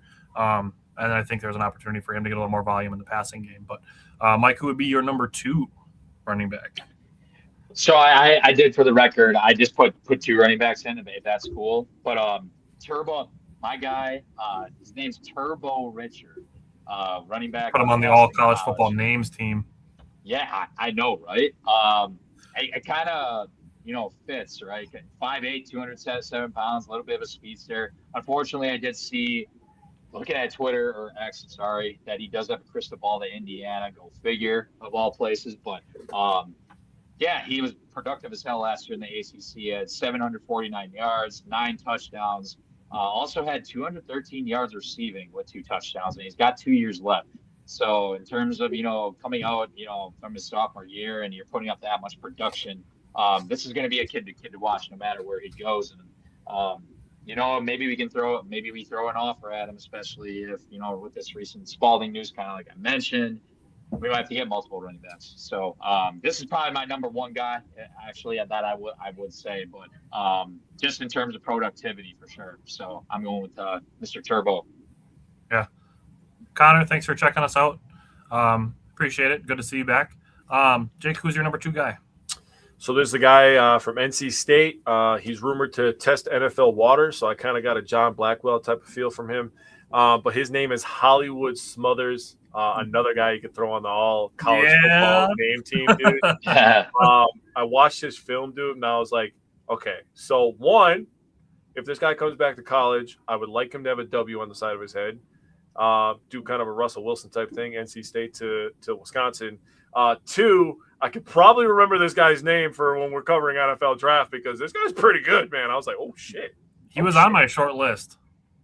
He's a pretty good player. I think he would fit Badgers' system very well. Obviously, the system that they're trying to run is high offensive output from the running back position, and Hollywood Smothers is one of the better running backs in college football last year, so be a great fit. Okay, so my number 2, and I'm surprised that you didn't actually have this guy on your list. Once you mentioned that you have a bunch of Iowa State guys, I have Carson Hansen from Iowa State as my number 2. Yep. 188 carries for 952 yards and 6 touchdowns, and then 19 for 27 through the air. So I think he's got a guy that the kind of guy that I think is another dual threat guy, which my number 1 guy is absolutely that. So Jake, you have a number 1 guy that you want to highlight? I do, and this guy would be a dream come true, almost like Deuce Knight, where now he does need a little bit of work in the pass game, but going back to guys like Melvin Gordon, the straight up just track speed, Ricky Stewart Jr. out of Texas would be an absolutely phenomenal pickup for the running back room. This guy ran track in high school. He actually set a state record out of Tyler, Texas. I figured you would like that, buddy. Set a state record on the 4x100 team. He was also on the 4x200 team. He averaged 9 yards per carry between his sophomore and senior year. 9 yards per carry, bro. This guy is an absolute truck. He has track speed, like I said. He would be Melvin Gordon 2.0 for the Badgers. I want a guy that would be like college level Leonard Fournette. And I understand that Jacksonville State is not cranking out NFL talent, but my number one guy is Cam Cook from Jacksonville State. He has great accelerations. He is great cutting. He's very north-south. He forced 100 missed tackles in 2025. There were 10 plus missed tackles forced in 4 games, including his season high. I know you guys are going to like this. His season high 16 forced missed tackles came against Phil Longo's Sam Houston. Cam Cook last season had 295 carries for 1,650 yards and 16 touchdowns. Nice. Like Derrick Henry level numbers here. Yeah. He had 30 catches on 41 targets for another 291 yards. So I think he's serviceable coming out of the backfield. But like Mike said, if other guys from the running back room are entering the transfer portal and you want to go get a guy who could be your number one running back, I'm a big fan of adding a guy like Cam Cook. Plus, just like imagine the social media stuff you can put together out of a guy whose last name is Cook. Yeah. The jokes they're writing themselves, dude. Yeah. He's gonna cook your defense. Welcome to Cam Cook. Cam Cook cooking. Easy work. Cam was cooking in Madison on Saturday. Yeah, easy work. Yes. All right. So we're gonna keep moving right along the positions. Mike, just give me all your guys at the wide receiver position and your guy that you highlighted. I'm gonna do wide receiver and tight end. I'm gonna combine the two. If that's okay. If that's okay with you guys. Yeah, sure. Go ahead. That man. works. Yeah, for sure. All right. My theme kind of with like all this is I did kind of have a mixture of young guys, but at the end of the day, I'm all about production, especially going into a year that's, it's Luke Fickell's like last hoorah, right? You need one guy. We need starters out there.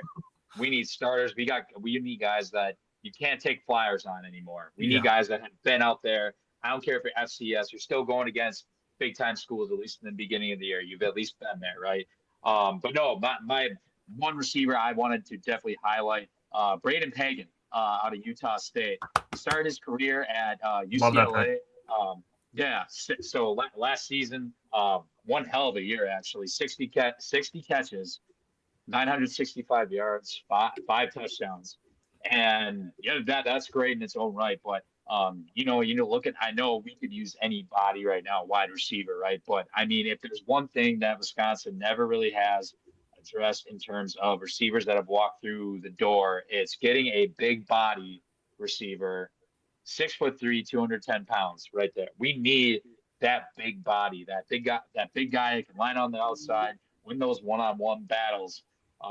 Because right now, I think Chris Brooks, he's not any big, and the two guys that we brought in the 2026 class are like 5'11", maybe 6 foot tops. So this is why I wanted to highlight, that Braden Pagan for sure, because he's that big body guy. Love that. Need the guy that needs to win the one-on-one battles at the end of the day, because that's something we've been missing. As far as I'm concerned, I think we've been missing that since probably Quintez Cephas. If we're gonna be straight up honest right now, with winning one-on-one battles, like straight up. I love Vinny Anthony, love the guy for sure, but in terms of making putting up a jump ball or a fade or something like that, jump ball, or even winning with your speed too, sometimes, he kind of brings me, back to Quintez Cephas a little bit, but sure. Would love to bring him in. All right, Jake, give me your right. Do you want it? I made a separate segment for tight ends, so we can do them separate. Yeah. Let me just rip these real quick. All right. So, you're gonna like my list since you want size. All my guys are huge, dude. Because I was like, I'm sick and tired of watching these 5'10" guys, 5'11" guys trying to run freaking slot fades all goddamn day. That's enough of this shit. So Number 3, Preston Harrison out of Texas Tech, 6'5", 215. What do I need to say else about that? Size, body control, good hands. He'd be a good pick. My number 2 guy, my number 2 guy, which would be a dream. I was talking to Tyler about this guy a long time ago, DeAndre Johnson.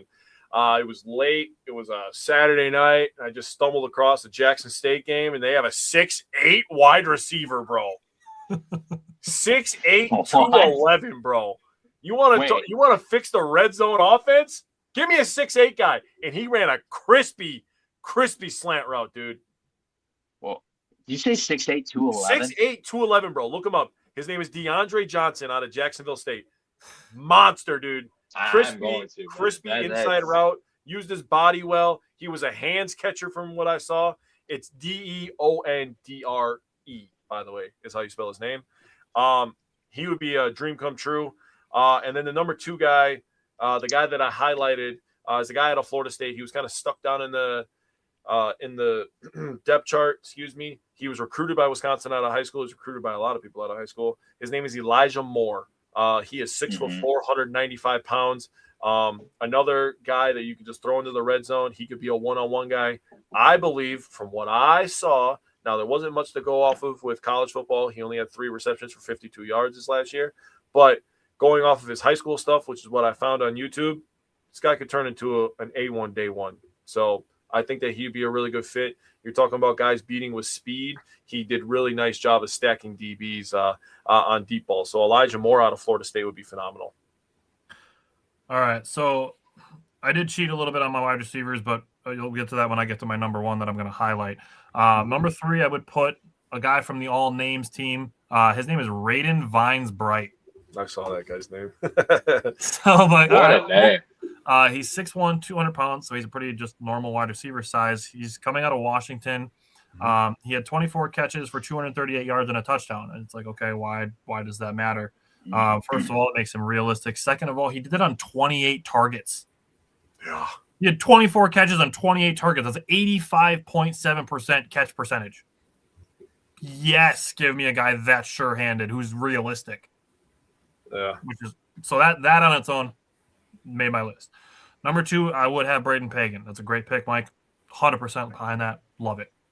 My number 1 is actually a trio. And when I say Colton Joseph, come to Wisconsin and bring your teammates, literally bring all 3 of your wide receivers with you. They have 3 wide receivers in the transfer portal. There's Trey Brown, who's 6'2", 180. He had 38 catches for 762 yards and 4 touchdowns. That's 20 yards per reception. Next one is Naeem Gladding. He had 51 catches for 667 yards and 6 touchdowns. So the highest amount of touchdowns out of the 3. That's 13 yards per reception. He's 6', 198. And then the third one is Ja'Cory Thomas, who's 6'3", 210. So great size. Had 41 catches for 719 yards and 5 touchdowns. That's at 17.5 yards per reception. And he is the number 12 run blocker in college football for players who played more than 50% of snaps. So if I had to pick one of the 3, it would be Ja'Cory Thomas. But dead ass, bring all 3 of them with you, Colton Joseph. And you have built-in chemistry with your quarterback and your wide receiver room. I'm dead serious. Bring all 3 of them with you. Yeah. And we'll still need 3 more, so it's all good. Absolutely. But I'm dead serious. Colton Joseph and all 3 of his wide receivers. Bring them. I'm with it. All right. Let's jump into tight ends. Mike, give me your tight end room. Yeah, so it was really because before going into, I'm going to say right around this time last week, I honestly didn't think that tight end was going to need to be addressed. But then the next week goes on, and number 1, you see Tucker Ashcraft enter the portal. Number 2, you see Lance Mason declare for the NFL draft. Unfortunately, he was trying to get a 5th year, or I forget, 5th, 6th year, whatever. Unfortunately, that sounds like that's not going through, so he's going to the draft. Hopefully, he's a day 3 pick. Hopefully, he kills it. But yeah, so right now, I only think we're only going to bring in 1 tight end, but I could be totally dead ass wrong on this. But anyway, I got my guy's going to be Mason Williams. Played in the 12 games last year, 6'5", 258 pounds, 26 catches, 276 yards, 3 touchdowns. Freshman All-American his 2024 season. and again, my theme going into all this is production too. And as we know, Ohio is a MAC school, and Wisconsin has had troubles with MAC schools. They have given us tough times before. So coming from the MAC, I'm not going to call it a respectable conference or anything like that, but we've also seen that transition happen multiple times with MAC guys going into big time conferences. So in terms of production, he fits the mold in terms of size, maybe get a little bit bigger, but I do think, just looking, I'm talking off the top of my head now, in terms of what Grimes wants to do, the one position that could be very, very appealing playing for Wisconsin right now is the tight end room. Lance Mason in his own right had, given the issues that the offensive had, Lance Mason still had a great year. He's our leading receiver. Yeah. And this offense is predicated on the tight end room. No question. So, no, Mason Williams is my guy. I hope we can take a look at him. And this Fickle staff, they have a bunch of connections in Ohio, as we know. So I'm sure they're maybe at least picking up the phone on this guy, and hopefully we can go from there. Yeah. And tight ends, I agree with you. I think there's potentially room to bring in two of them. And you bring up the MAC conference and the lower conferences and stuff like that. I do think that's some of the intention behind the transfer portal is to give guys who are great in D2 and some of the lesser conferences opportunities to come and show themselves out at bigger schools. I think that's part of the motivation behind the transfer portal becoming so prominent in that it is. I think that's what they hoped, was that kids can come from, San Diego State University at Long Beach, and then, go to Tulane, and then from there go to Texas, and then get drafted and be great. Just kind of, get James Madison to Indiana. Yeah, perfect example. Stuff like that. So I think that's part of the thought process behind the transfer portal. But Jake, run me through your tight ends. Yeah. So first guy I have is Mason Williams out of Ohio. He'd be a great pick. Second guy I have is Luke Claiborne out of Furman. He did a really nice job, I thought, of finding soft spots and zones from things that I saw, and he could absolutely get open, and that's something that the Badgers quarterbacks could use. I talked earlier when I talked about quarterbacks about completion percentage. Having a guy who can be close to you, tight end, is a young quarterback's best friend. And a guy like Luke Claiborne who can find soft spots would be a really good thing for any quarterback coming into Wisconsin that they're going to get out of the transfer portal. Number one guy, funny you mentioned Tulane, it's Justin Reed out of Tulane. He showed the ability to kind of stretch the field as well as be a pretty good blocker. I thought he was one of the better blockers in the tight end room. So Justin Reed out of Tulane would be a fantastic fit. He would fit the Big Ten style of football, in my opinion. I'm glad you mentioned the blocking, because when I was looking for tight ends, I was looking for size, good blocking, and capable receiving. And all three names that I have on my list, they all sound like tight ends. So my number 3 guy is Chris Corbo. He sounds like a tight end. From Dartmouth, he's 6'5", 245. He's an above-average run blocker, and he's sure-handed. He had 45 catches on 58 targets for 516 and 4 touchdowns. My number 2 guy, this should be my number 1 guy strictly because of the fact that his name is Rocky Beers. Yes. He would be potentially going from Colorado, from the Rockies to Wisconsin, where the Beers are, and he'd be on the college all college football name list. Rocky Beers is 6'5", 250 from Colorado State. He's a good blocker. He had 31 catches on 39 targets for 398 yards and 7 touchdowns. Can you imagine the NIL he could make at Wisconsin? Oh my God. Let's be real. Let's think about that. Why would you not want to come here? That's another one. Like, the script writes itself. Yeah, that name makes too much sense for Wisconsin. Wisconsin Beers? Yeah. Which is why I have a different guy, number 1, who also sounds like a tight end. Makes so much money. My number 1 guy is Jet Carpenter. Yeah. He's 258 from Nevada. He has a 75.4 PFF run blocking grade. And again, we always say the PFF grades, take them with a grain of salt, but their average is 60. And his is 75.4. So one of the best blocking tight ends in college football. And then he had 35 catches on 48 targets for 374 yards and 2 touchdowns. So Jet Carpenter would be my pick at tight end. But Rocky Beers makes so much sense. All right, Mike, what are you looking at on the offensive line? Okay, so I got two. I'm going to go young and I'm going to go old. So I'm going to start with going young. but still productive. So this is a guy that I'm hoping follows Coach Eric Mateos to Wisconsin. It's going to be Arkansas transfer Blake Cherry, 6'5", 310 pounds, offensive lineman. Now and the reason why I bring this guy up, not just because he would potentially follow Coach Mateos to wherever, but he played in all 12 games as a true freshman in the Southeastern Conference, right? And I harped on it last night. I'm going to harp on it again. He was part of of this team. They were second in the SEC in rushing at 101.9 yards per game.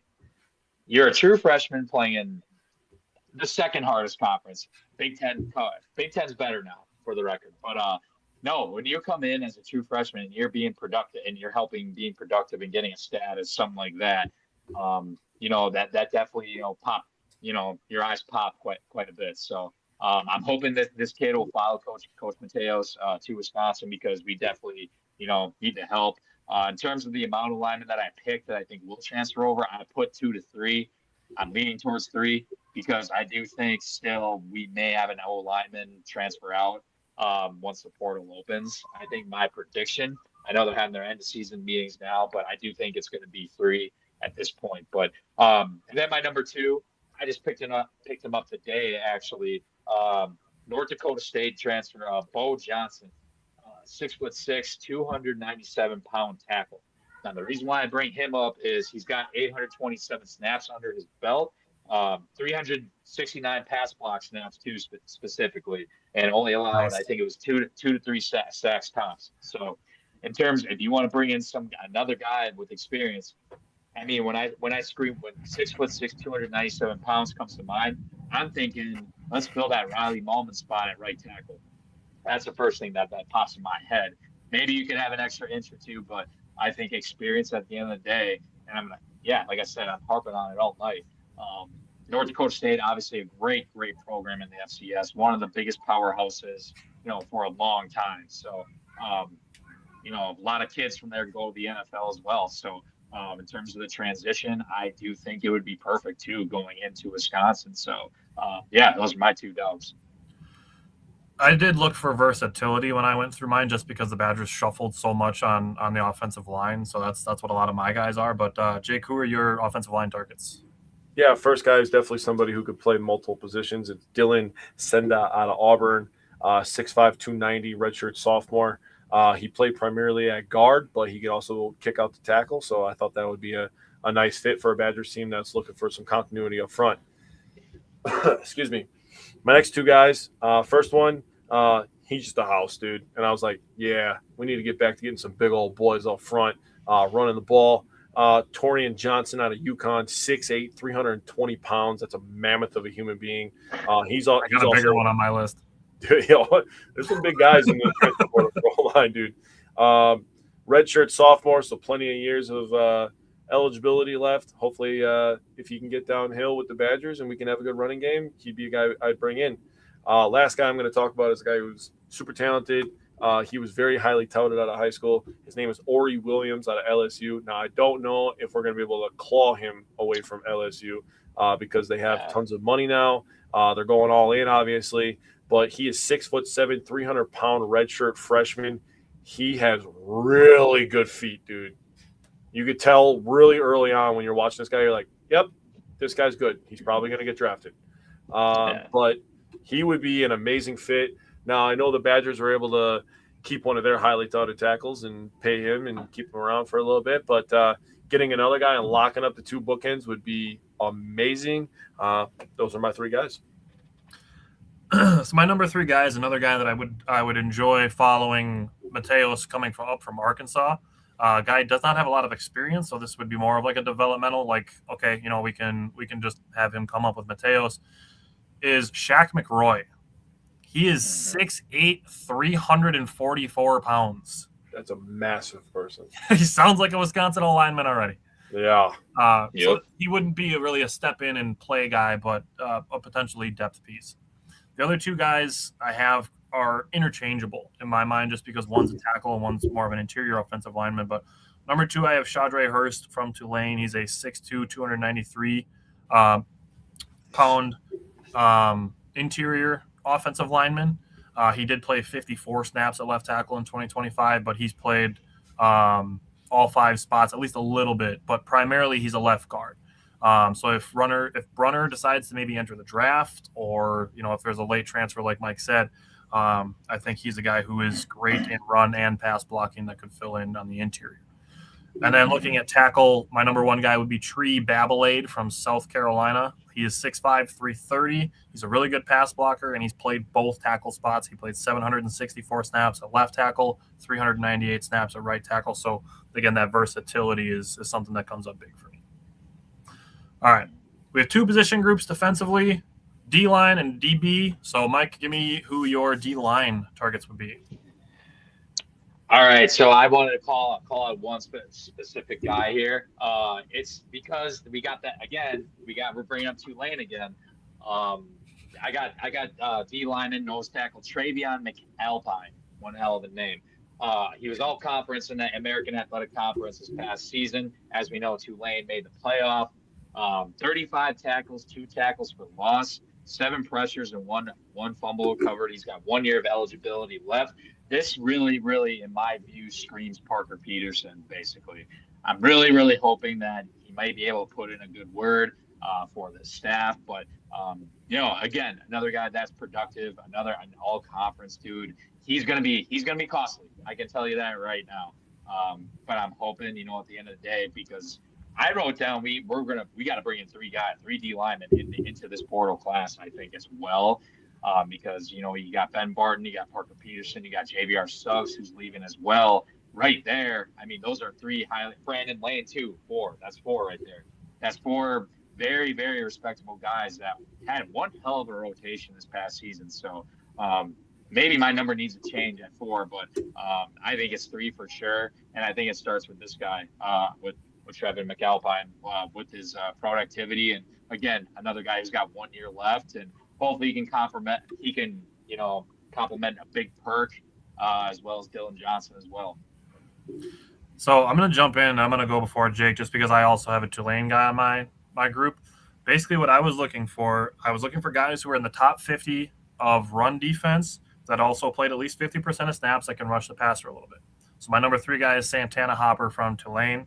He's 6'2", 265. So he's not a big, beefy guy, but he had 23 run stops out of 269 snaps. So it's an 8.5% run stop percentage, and had 39 pressures and 4 sacks. So productive there as well. Number 2, I have Bear Alexander from Oregon. He's 6'3", 302. He'd be a little bit harder to move around. He had 31 run stops last season on 232 snaps. That's a 13.4% run stop percentage, and then 17 pressures and 2 sacks. I think this is going to be his 3rd school in 3 years, or it's 4 schools in 4 years with that guy. I am welcome to new age college football, man. It's unreal. That guy I remember it this time last year with him, and even the year before. It's either 3 schools in 3 years or it's 4 and 4. It's one or the other. We had AJ Storr in Wisconsin, so there's nothing that's going to shock me. That guy's played for 8 schools in 9 years. It feels like. Yeah, it was amazing. All right, then my number 1 guy. And Jake and I talked about this, and Mike as well with the Scary Alvarez show. We talked about this a little bit after. I have a guy from SMU, and Jake mentioned maybe we can get a little bit of a pipeline going there of guys coming from Texas to maybe kind of replenish the Badgers a little bit while the other big schools are fighting over the big guys from everywhere else. So I have a guy from SMU. His name is Terry Webb. He's 6'3", 319 pounds. He had 21 run stops last year and 212 snaps. That's 9.9% on a run stop percentage. And then 22 pressures and 6 sacks. So very productive defensive lineman.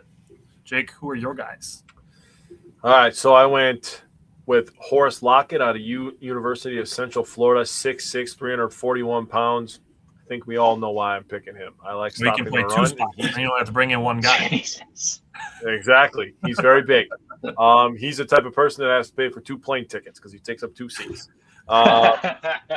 My next one is a guy that's probably going to be pretty expensive. He reminds me a lot of Nolan Smith out of Georgia, who now plays for the Philadelphia Eagles. His name is Jaden Woods out of Florida. That guy is pure speed, bro. Yeah, that's a good pick. He is very good.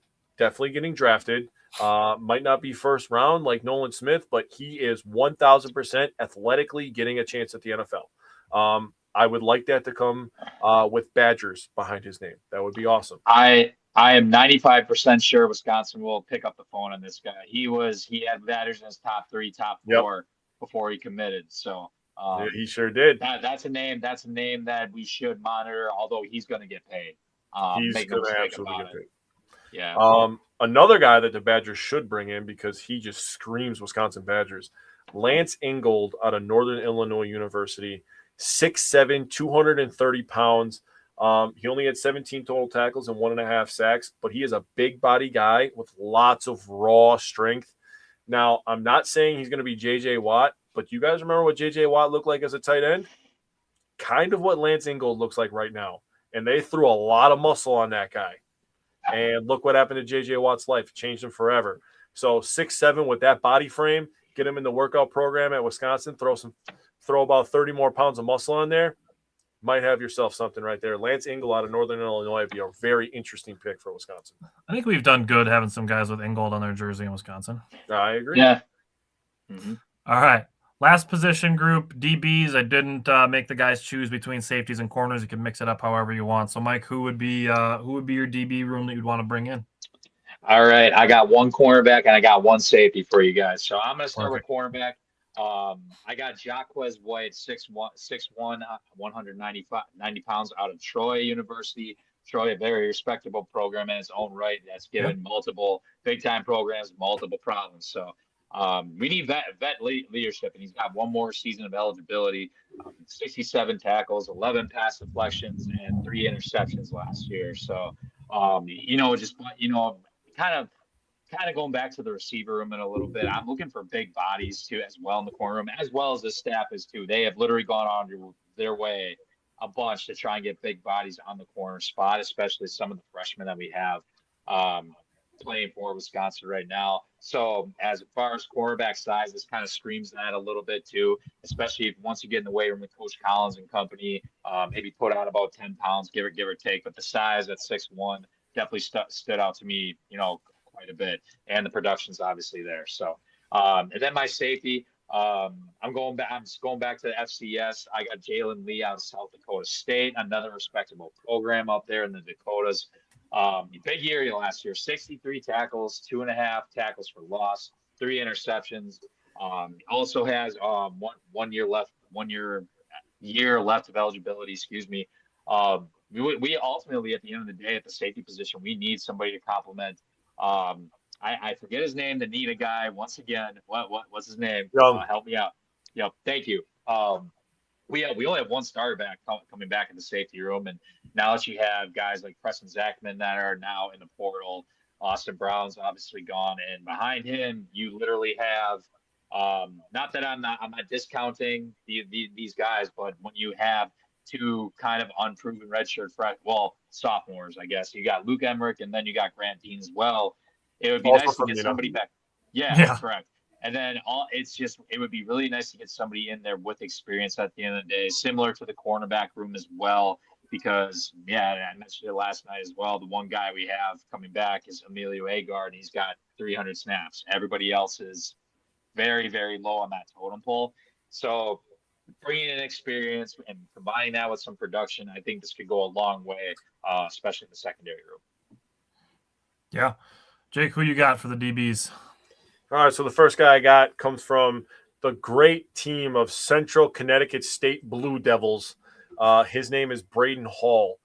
He was very aggressive. He was kind of a bulldog when I was looking at this guy. I was like, oh, my God, dude, this guy is insane, bro. Like, he's just running in there, diving like a torpedo.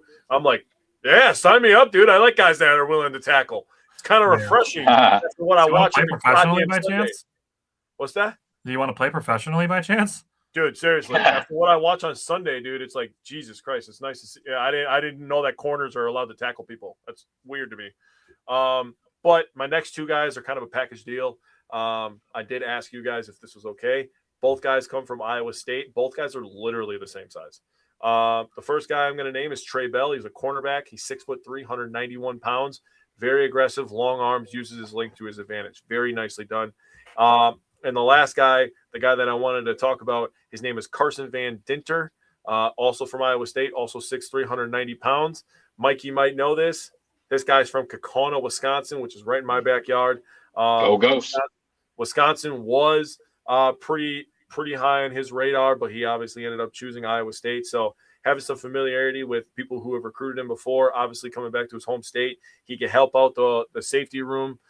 He didn't get a ton of playing time this year, but he did have a section of the season where he was getting some tackles, mostly special teams work. But a guy, he'd be able to compete in this room because there's not a lot of experience in there. So Carson Van Dinter, Trey Bell, you guys can come over. We'll bring all the Old Dominion wide receivers and quarterback over here, and then we'll create a pipeline from SMU. And look at that. We fixed the Badgers. Good job, That's guys. awesome. Hell yeah. Why are we on staff? Right? Yeah. Hey, me, bro.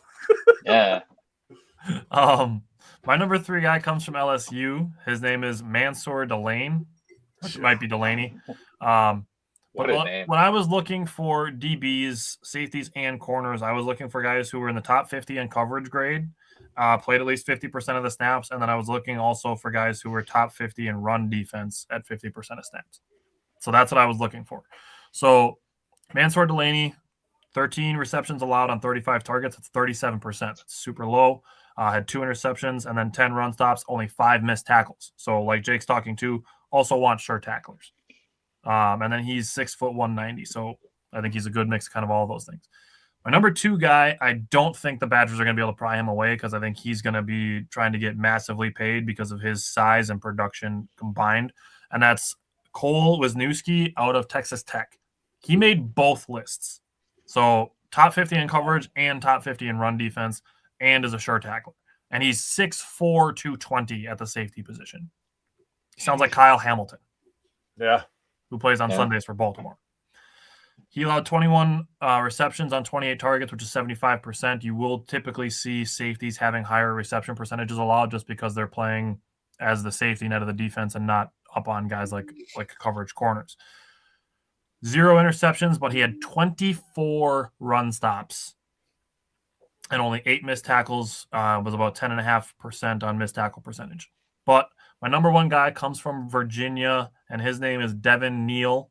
He is a 6 foot, 214-pound safety. He allowed 16 receptions on 26 targets. That's 61.5%, but had 3 interceptions and 27 run stops from the safety position. And he only missed 6 tackles all year. His missed tackle percentage was 6%. So Devin Neal would be my number 1 pick to add to the DB room. We'll take him.